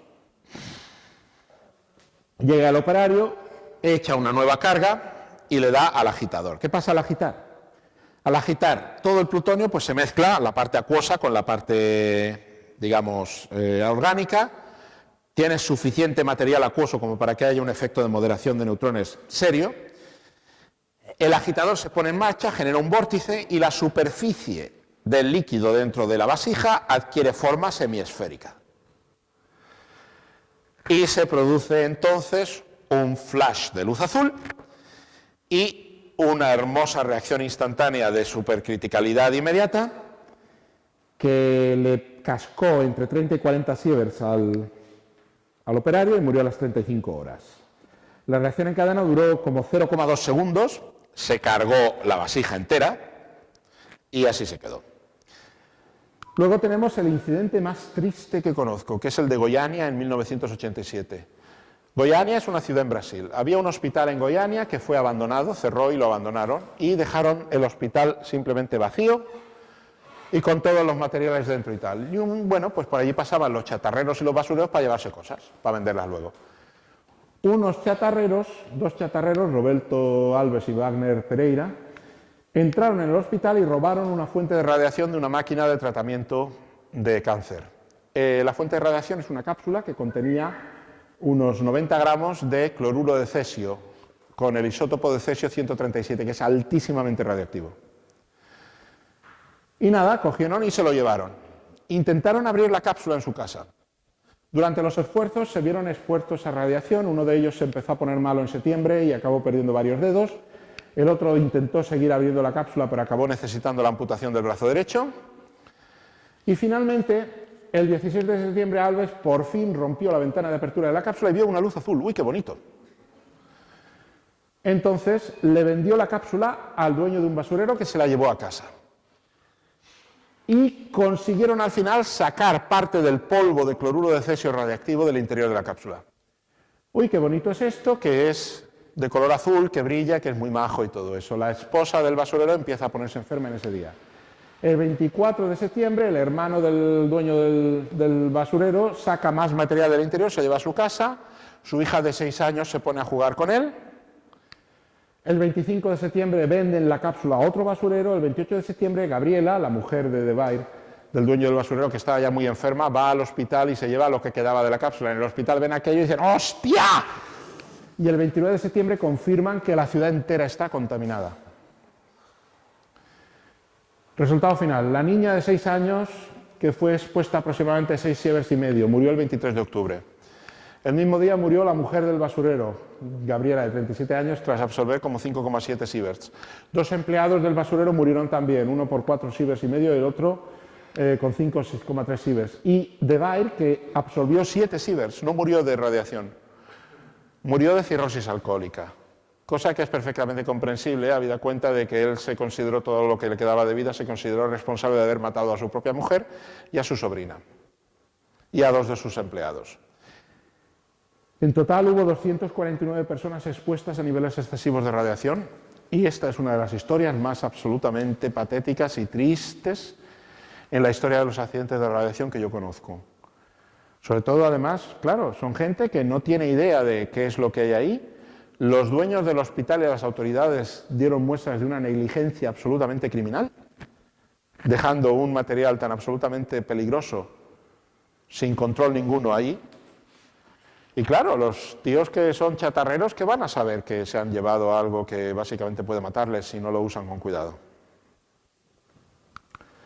Y aquí tenemos el Boy Scout radioactivo. Este buen señor era un chico de 17 años que entre 1993 y 1994 quiso construir un reactor nuclear en el garaje de su casa. El caso es que quería transformar uranio y torio en isótopos fisionables, se hizo con grandes cantidades de material radioactivo en un cobertizo, americio de detectores de humo, radio de relojes viejos, torio de las fundas de linterna de camping gas y tritio en miras de armas. El tipo lo descubrieron por casualidad. Iba con su coche y tenía una luz fundida, lo paró la policía. Oiga, que su faro no funciona, tal, papeles, por favor. Y entonces el chico directamente le dijo, por favor, no abran el maletero porque es radioactivo. Entonces la policía se puso en marcha, tal, investigaron. La madre del chico, cuando saltó todo esto, como temió que le quitaran la casa para hacer limpieza, agarró todo el material radioactivo de su hijo y simplemente lo tiró a la basura. Y bueno, sin avisar a nadie, ni encomendarse a Dios ni al diablo. Acabaron teniendo que hacer una limpieza gorda de la ciudad donde estaba y el chico este acabó mal. En 2007 lo volvieron a detener por robar grandes cantidades de detectores de humo. Esta es la foto de la policía de cuando lo detuvieron. Como puede verse, parece ser que el hombre no tomaba demasiadas precauciones, que digamos. Podéis ver que tiene la cara cubierta completamente de úlceras. Y murió en 2016. No se sabe si por consecuencias de radiación o por alguna otra razón. No he conseguido encontrar información fiable al respecto. Y este es el accidente de Tokaimura en 1999. No sé si alguno de vosotros se acuerda. Es una planta de reprocesamiento de material de combustible nuclear. Y aquí tenemos lo mismo que pasaba en Oak Ridge. Empleados que no saben con lo que están tratando. Los empleados de esa planta no habían recibido ningún tipo de formación para cómo poder trabajar con un mínimo de seguridad con uranio en solución. Los tíos les habían dicho, tenéis que transportar un porrón de garrafas, una por una, de una punta de la central, de una punta de la fábrica a otra. Y claro, los dos empleados dicen, joder, nos van a hacer ir y volver 40 veces a llevar estas garrafas. Tenemos aquí un tanque de precipitado que podemos simplemente llenarlo y transportarlo de una vez. Pues a eso, y con cubos, iban tirando solución de uranio en el tanque de precipitado. Hasta que, como era de esperar, montaron una masa supercrítica y la reacción esta vez duró 20 horas. ¿Por qué? Porque por accidente consiguieron montar un reactor nuclear autosostenido. Básicamente, tienes la solución acuosa de uranio, tienes un montón de uranio que está empezando a experimentar fisión. Aquello aumenta de temperatura, el agua de la solución misma empieza a hervir. Se producen vacíos y, como he explicado antes, eso detiene la reacción. La reacción se detiene, el agua deja de hervir, vuelve a concentrarse el uranio, vuelve a hacer, y así tienes un montón de flashes, duraron 20 horas. Uno de los empleados que se murió recibió 17 sieverts, el otro 10, y uno que está un poco más lejos 3. Estos aguantaron meses en el hospital. Los mantuvieron vivos durante meses. No me preguntéis cómo. No sé yo tampoco cómo acabaron al final de esos meses. Y por pura trivia, de Trivial Pursuit, la energía generada durante esas 20 horas de reacción equivale más o menos a la fisión de 1 miligramo de uranio 235. Por pura cosa, ¿alguien me puede decir cuál fue la cantidad de uranio que se fisionó en la bomba de Hiroshima? ¿Alguien sabe cuánto uranio realmente se fisionó en la bomba de Hiroshima? ¿No lo sabe? La bomba de Hiroshima llevaba unos 50 y pico kilos de uranio para hacer la reacción. La cantidad de energía liberada en la bomba de Hiroshima se corresponde con la desintegración de 0,7 gramos de uranio. Y aquí tenemos los reactores de segunda generación y posteriores, que son ya accidentes e incidentes más modernos. El primero es el de la isla de las 3 millas, que en 1979 montó un escandalazo enorme, pero en realidad no pasó nada. El reactor de la isla de las 3 millas no generó prácticamente ninguna radioactividad en exceso. Si yo ahora tuviera aquí un plátano y me lo pusiera aquí, de ese plátano yo estaría recibiendo ahora más radiación que la liberada por el reactor de la isla de las 3 millas. Lo que pasó fue que había un filtro bloqueado, intentaron limpiarlo con aire a presión, pero la cosa no funcionó bien. Entonces resulta que durante el proceso había una válvula que se había quedado atascada. Esa válvula tenía dos problemas de diseño. Primera, que se quedaba atascada en posición abierta. Y segunda, que en el panel de control lo que indicaba no era la posición real de la válvula, sino la posición del interruptor que le habías dado. Con lo que al darle al interruptor para cerrar la válvula, se encendía una luz, pero lo único que indicaba es que el interruptor que había dado la orden de cerrar la válvula lo había dado, pero no te indicaba si la válvula de verdad estaba cerrada o no. Esa válvula se quedó abierta. Por esa válvula se coló un poco de agua que penetró en la línea de aire de un instrumento de todo el circuito de refrigeración. Esa contaminación por agua en una línea de aire produjo que las bombas de circulación de refrigerante se pararan. En ese momento se hace un esclavo automático del reactor. En 8 segundos el reactor lo detienen, dejan caer todas las barras de control de golpe. ¿Pero qué pasa? Vale. Había unas bombas auxiliares para mantener el refrigerante en circulación, porque cuando tú paras un reactor, aunque la reacción en cadena la has parado, sigue habiendo reacciones retrasadas de las que he dicho antes, que mantienen el reactor muy caliente. Necesitas mantener un circuito de refrigeración en marcha hasta que el reactor, la actividad, baja lo suficiente al cabo de unas horas. Si no lo haces, si no tienes esa refrigeración, la temperatura que alcanza el combustible es suficiente como para fundirlo y producir un meltdown. Entonces, en la isla de las 3 millas pasó que las bombas auxiliares se activaron automáticamente, pero las válvulas de control de esas bombas las habían cerrado por mantenimiento. Esas válvulas, estando cerradas, hicieron que la presión dentro del sistema auxiliar de refrigeración aumentara en exceso. Y entonces se abrió una válvula de alivio para eliminar la presión. Pero esa válvula de alivio se quedó atascada en posición abierta, con lo que todo el refrigerante de la primaria se perdió. Y te quedaste con un reactor que estaba parado, pero estaba todavía muy caliente, y fundió el núcleo. Y eso fue lo que pasó en la isla de las Tres Millas. Y ni la vasija del reactor, ni el edificio de contención, no les pasó nada. Hubo hidrógeno generado allí dentro, pero el hidrógeno no explotó, pero aunque hubiera explotado tampoco habría pasado nada. La vasija lo habría aguantado. Y hubo un poco de xenón y criptón radiactivos emitidos por las torres, pero al final la dosis media por persona en la zona de la central fueron de 14 microsieverts, que no es nada.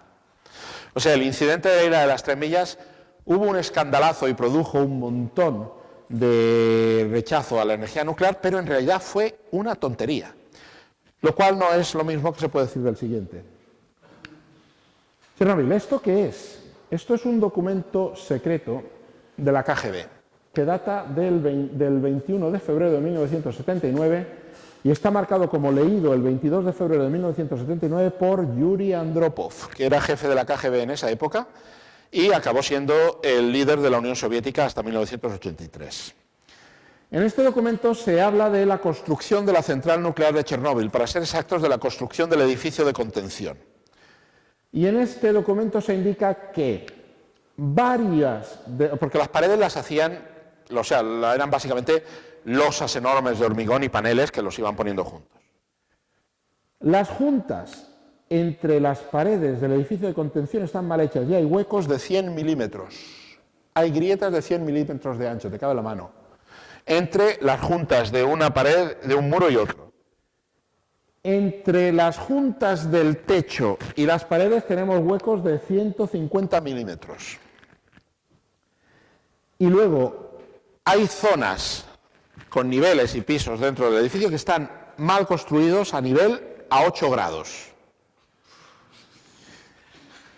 Se sigue explicando que ha habido un montón de accidentes laborales y que la gente no está trabajando bien. Y aquí comentan que el hormigón utilizado es de mala calidad. Se está haciendo el hormigón con demasiada arena y en las zonas donde hay que poner hormigón armado no se están poniendo el número de barras de acero necesarias. Básicamente aquí lo que dice es que el edificio de la central de Chernóbil lo estaban construyendo con la punta a la polla. Y esto lo leyó Andropov. Inmediatamente lo marcaron como alto secreto. Lo metieron en el archivo, no se lo dijeron a nadie y terminaron de construir la central. Empezamos bien. La central de Chernóbil es una central con moderador de grafito y refrigerante de agua no presurizada.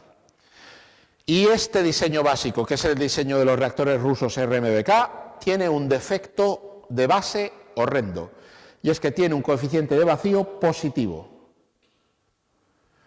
¿Qué quiere decir? Cuando el reactor empieza a irse de madre en ciertos regímenes, empieza a hervir el agua, se producen vacíos y empiezas a tener neutrones que pasan por los vacíos. El agua ligera no solamente modera neutrones, también los absorbe, con lo que reduce el número de neutrones disponibles. Pero el vapor de agua no hace ninguna de esas dos cosas.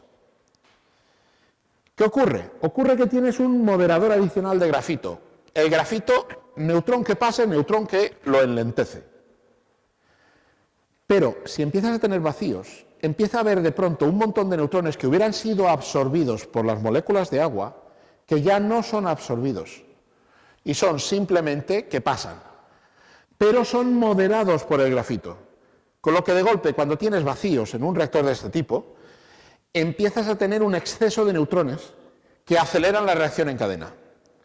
La reacción en cadena se acelera, aumenta la temperatura, el agua hierve más, hay cada vez más vacíos, y al haber más vacíos empiezan a haber más neutrones disponibles.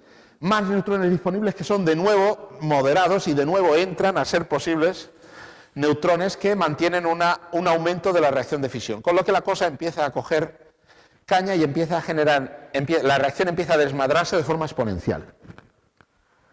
Este es un defecto de diseño básico de estos reactores, y estos eran los reactores estándar en la Unión Soviética. para entrar en este régimen de funcionamiento tienes que ser muy burro.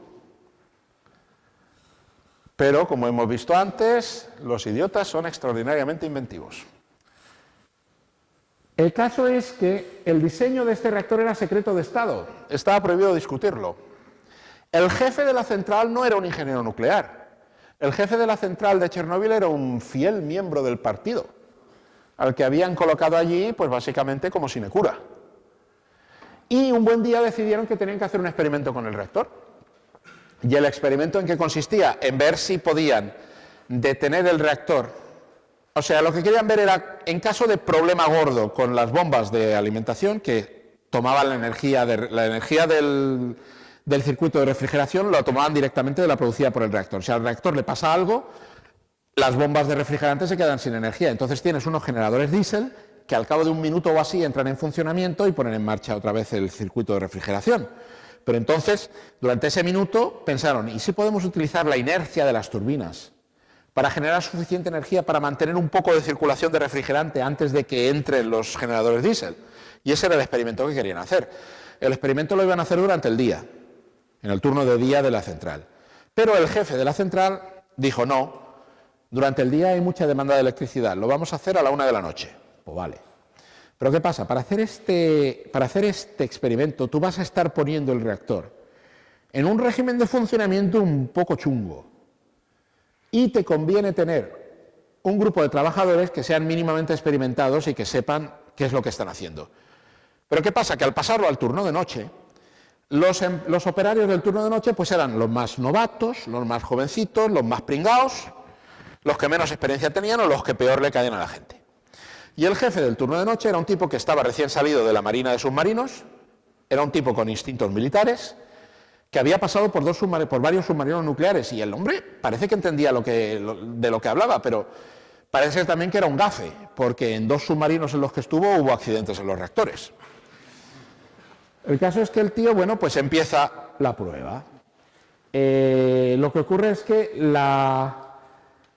la idea era hacer una prueba de esfuerzo trasladada al turno de noche con operarios menos experimentados, y durante el proceso de bajar el funcionamiento del reactor, los operarios que no son muy expertos en hacer eso con tino, terminaron reduciendo la potencia del reactor hasta un punto en el que se produjo un envenenamiento por xenón del reactor.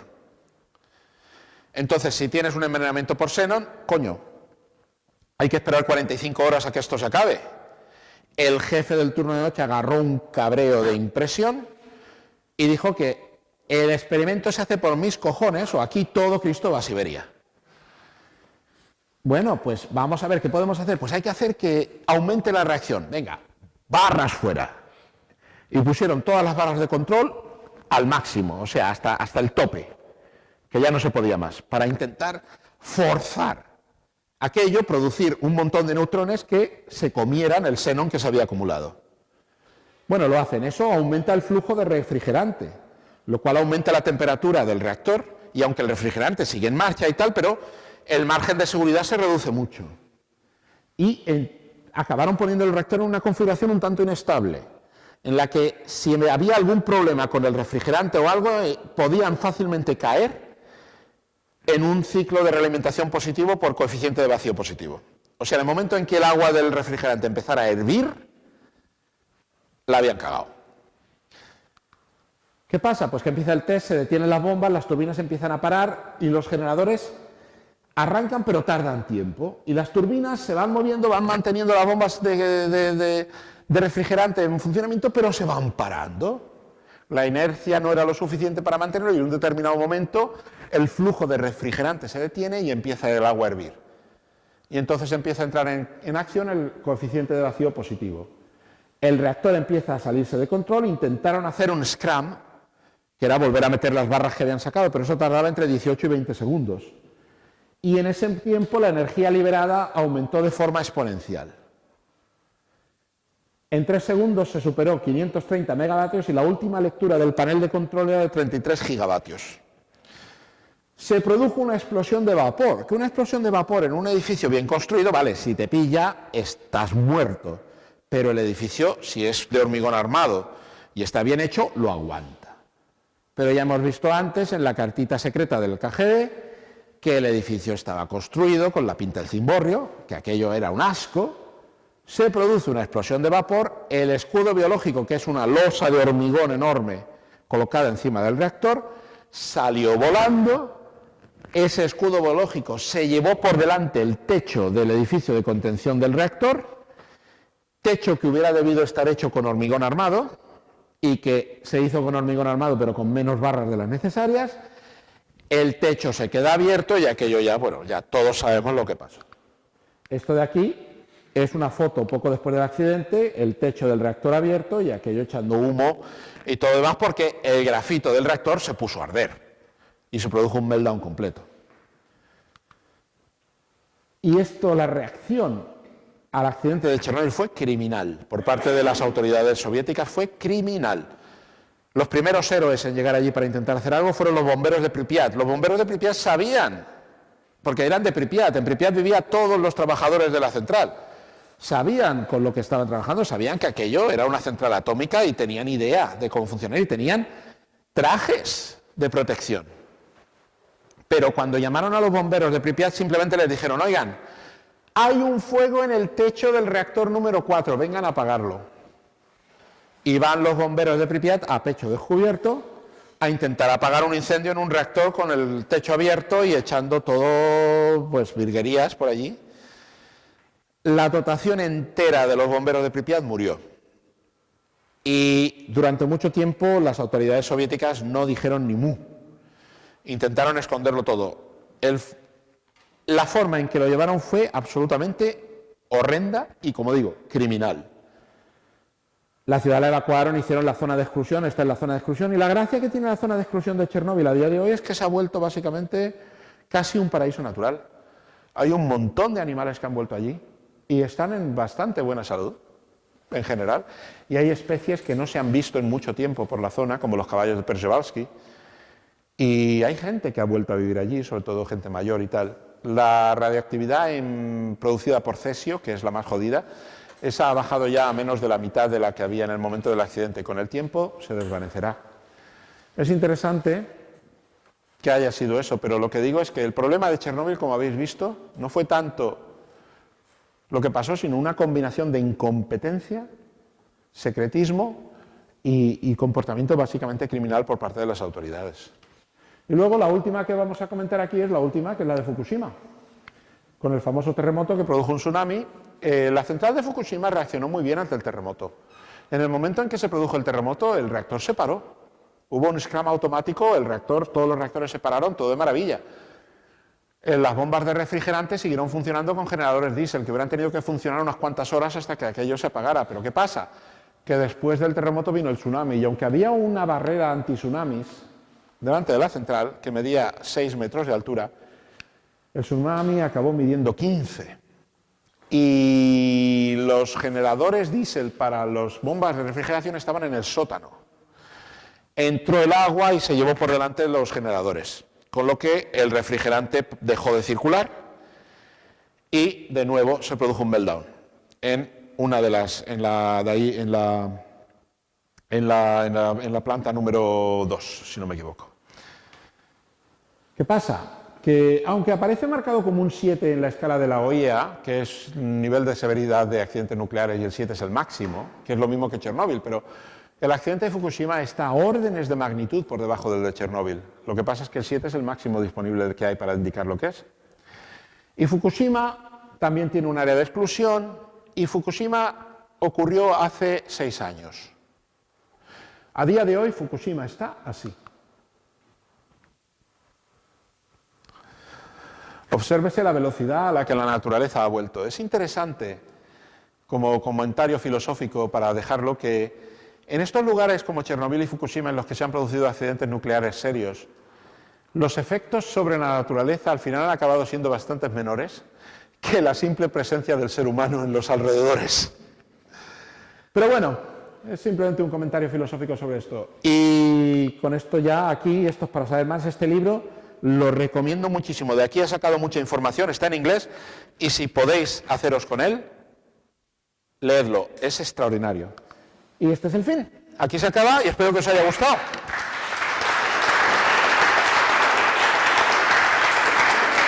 Y bueno, tiempo para un par de preguntas, quizás. Si alguien tiene alguna pregunta, para que se pueda grabar, le paso el micro. ¿Alguna pregunta? ¿Alguien tiene preguntas? ¿Preguntas? ¿Bühler? ¿No? ¿Nadie? ¿No? ¿Sí? Un momento. Venga. Un momento. Esta fama inicial que hubo con el radio para usarlo como temas curativos, ¿de dónde salió la idea que era beneficioso para el ser humano? Pues básicamente salió del descubrimiento de que con las agujas de radio podías curar cáncer. Tú ponías unas agujas de radio en cánceres superficiales y la radiación mataba las células cancerosas. Entonces, ostras, con esto puedes matar una cosa muy mala. Tiene que ser buenísimo.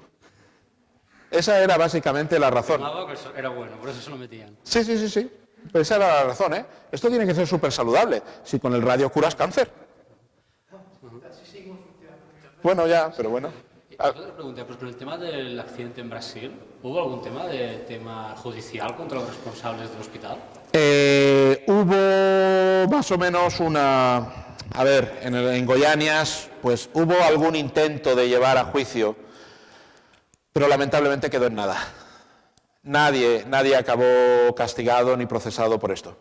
Hubo un intento de llevar a juicio a los responsables del hospital, pero eran inencontrables, aquello no prosperaba tal, y al final se quedó en agua de borrajas. Es otra de las cosas que lo hace muy triste. ¿Qué pasó allí? Es el accidente. No estabas. El accidente de Goiânias, con una cápsula de cesio de un hospital que acabó contaminando toda la ciudad y matando a un montón de gente.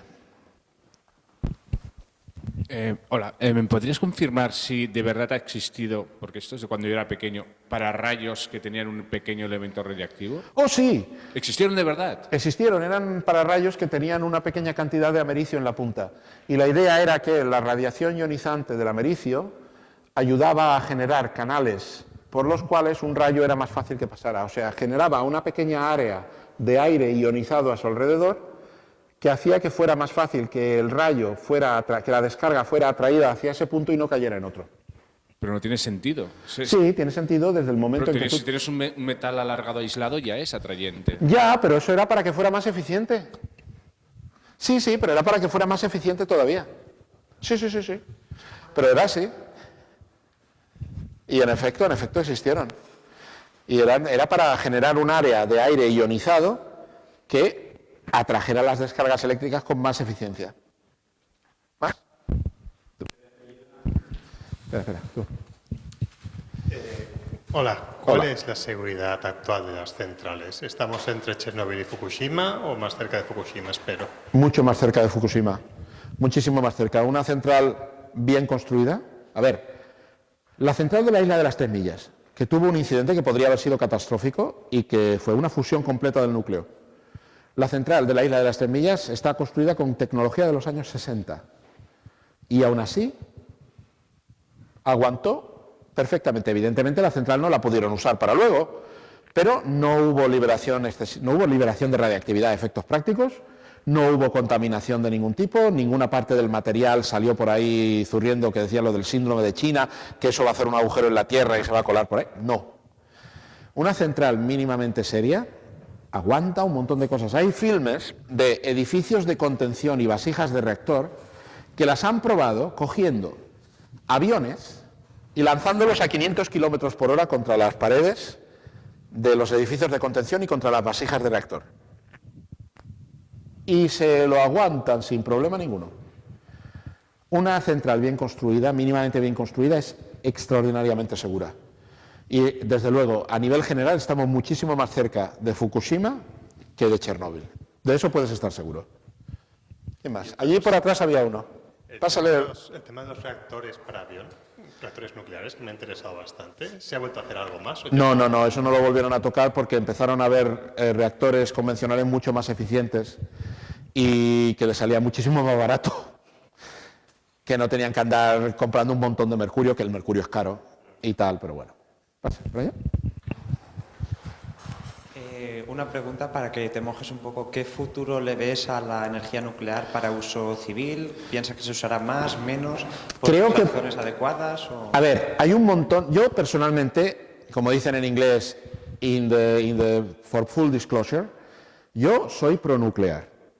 Y lo que pasa es que sería hora de intentar hacer nuevos diseños. Hay un par de diseños de reactor que son muy prometedores. Uno es el sistema que llaman un reactor de piedras, o un pebble reactor, que básicamente el material fisible lo tienes en forma de esferas pequeñitas sobre una superficie, y es súper simple y casi imposible que se te salga de madre, porque los elementos de combustible están un poco sueltos y si hay un exceso de energía, esa misma energía que liberas los empuja, los separa y la reacción se detiene.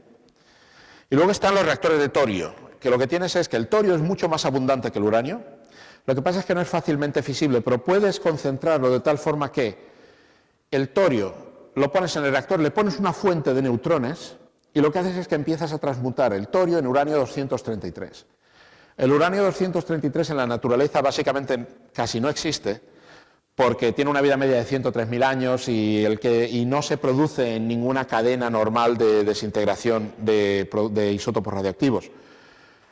Pero el uranio 233 es fisionable. Entonces tú lo que tienes es un reactor que usa torio, que el torio es un elemento bastante seguro, y vas convirtiendo una porción del torio en uranio fisionable 233, que se va gastando, y no te queda, no es como por ejemplo que tienes un reactor de uranio, que tienes un montón de uranio 238, que tienes que tener cuidado con él porque es muy fácil que haya proliferación, porque de él puedes sacar plutonio y todo eso. Este reactor no te generará plutonio.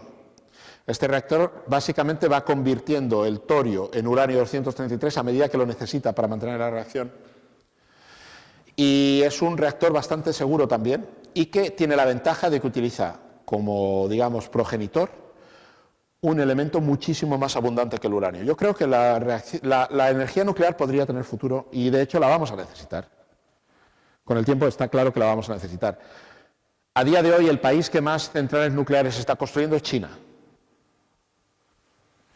Y bueno, es algo que tiene que formar parte de cualquier política energética de cualquier país importante. Y lo único es aprender de todas estas cosas. Una de las ventajas, por así decirlo, que tiene la contaminación nuclear es que eso de que una región que se haya quedado contaminada por radioactividad o con isótopos radioactivos se queda completamente imposible de habitar durante 3.000 años, no. Una de las ventajas, entre comillas, de la contaminación radioactiva es que con el tiempo disminuye por sí sola. La vida media de los isótopos que van por ahí es la que sea y con el tiempo van desapareciendo. Un isótopo con una vida media muy corta puede ser muy energético y puede ser un problema si lo tienes aquí delante.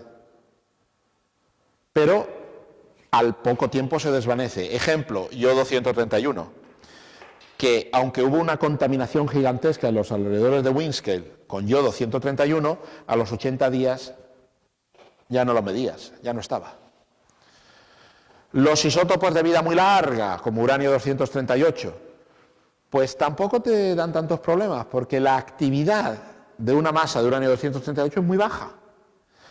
Los isótopos que te dan más problemas son los de vida media, como el cesio 137 y el estroncio 90.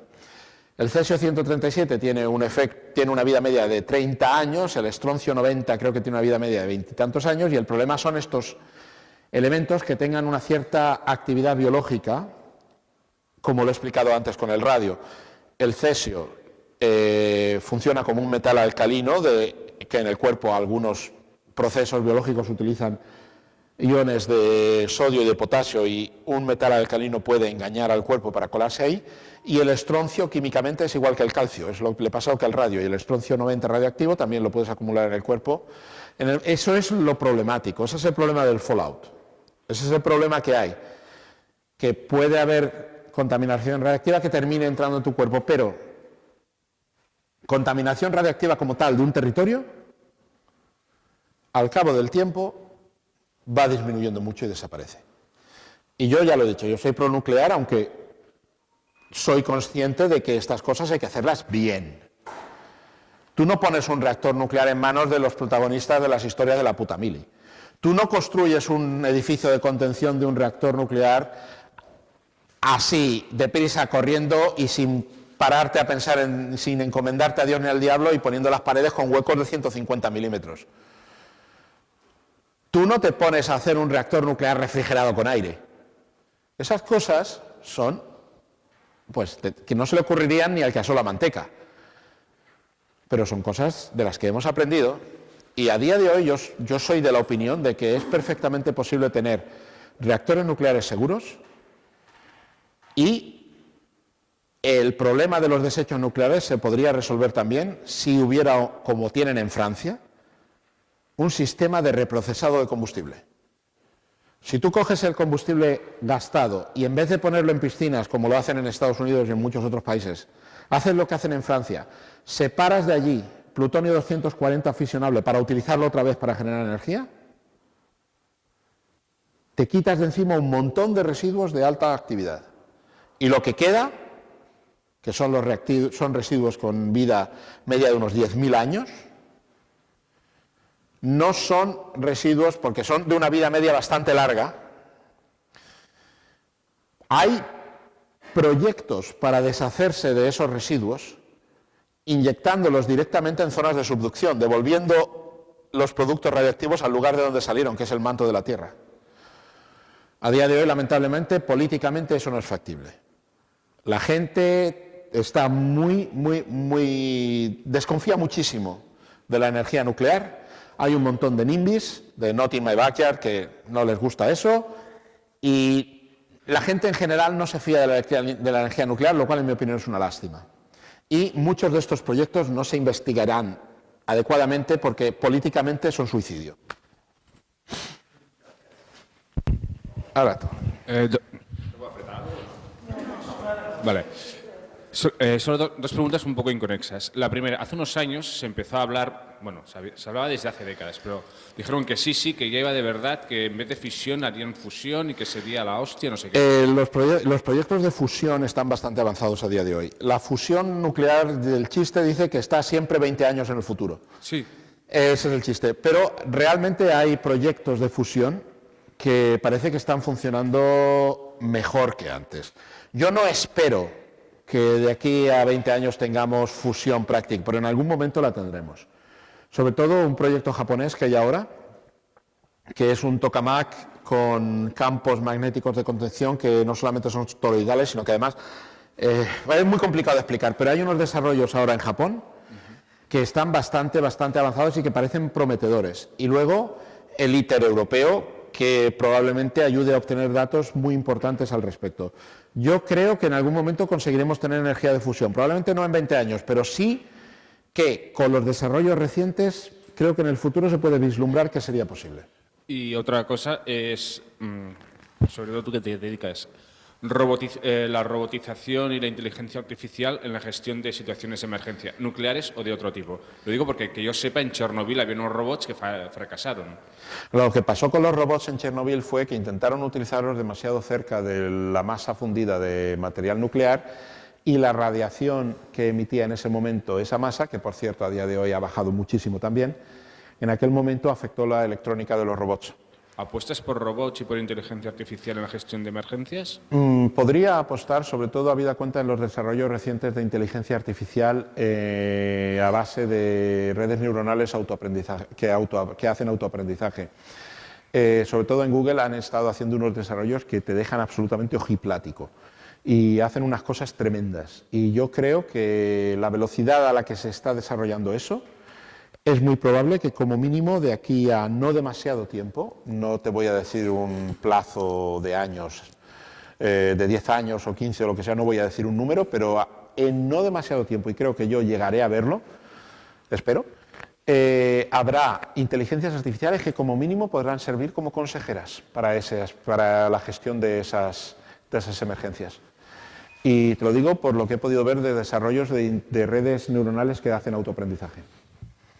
Se hacen cosas muy gordas ahora.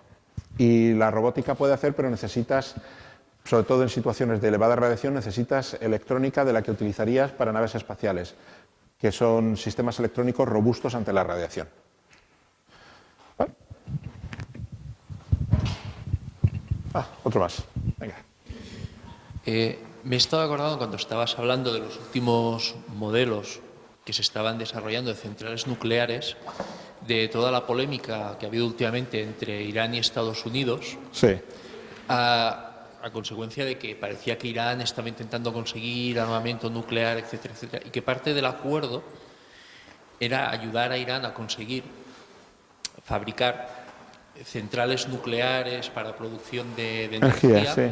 pero que no pudiera ser utilizada para producir... Para producir plutonio. Sí. Bueno, una central nuclear, digamos, normal, de las que utilizan plutonio enriquecido al 3%, uranio enriquecido al 3%, ya te vale, porque el tiempo que pasa el uranio en el reactor antes de tener que cambiar el combustible es lo bastante grande como para que no tengas una proporción útil de plutonio 239. De hecho, una central nuclear normal, en la que no vayas haciendo cambios prematuros de combustible, ya te vale para prevenir la proliferación. Por supuesto, el problema está en que teóricamente nadie te impide andar haciendo cambios prematuros del combustible. Supongo que, no tengo ni idea de cuál sería el acuerdo, pero supongo o me imagino que el acuerdo sería que nosotros os proporcionamos centrales serias y habrá mecanismos que permitan impedir que el combustible se cambie antes de tiempo. Esa es lo que, por lo menos me imagino, que hubiera podido ser la idea. Porque con una central nuclear normal que utiliza el uranio al 3%, puedes estar seguro de que no vas a tener proliferación si utilizas el combustible hasta que lo agotas. Entonces el problema es asegurarse de que el combustible se utiliza adecuadamente. La cuestión está en eso, en que tienes que tener mecanismos de monitorización y control, pero supongo que en el acuerdo, no tengo ni idea de esos acuerdos, me imagino que involucrarán a la IAEA, a la Agencia Internacional de Energía Atómica, para poder llevar a cabo la monitorización de estas cosas. Es lo que yo me imagino. También puede ser que los iraníes hagan como hicieron los indios, que los indios también firmaron un acuerdo con Canadá de que nosotros no vamos a utilizar tu reactor para fabricar bombas atómicas, y en efecto no utilizaron el reactor canadiense, utilizaron una copia. O sea, los iraníes también podrían hacer eso, ¿no? Pero bueno, me imagino que lo que el acuerdo implicará es el uso o la involucración de la IAEA para monitorizar la situación. Otra pregunta, ¿cuáles fueron las zonas de exclusión de los accidentes de Chernóbil y Fukushima inicialmente?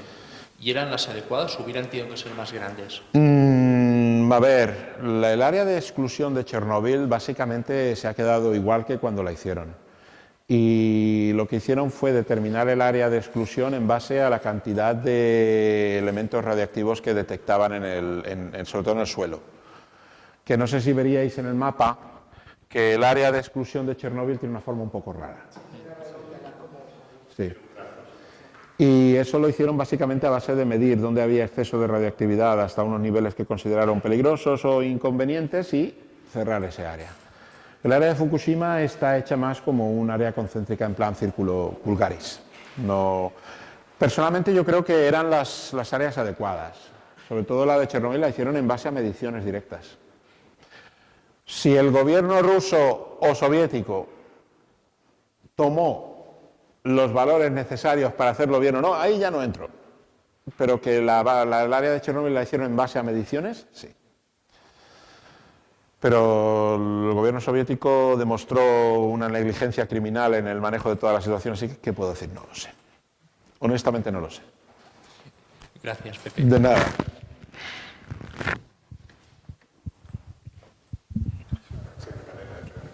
¿Alguna pregunta más? ¿No? ¿Ya está? ¿Ya está? ¿Ya está? Bueno. Bueno, pues muchísimas gracias. Hemos vosotros. aprendido mucho. Gracias. Y gracias a todos por la asistencia. Os esperamos el próximo mes. Venga, adiós.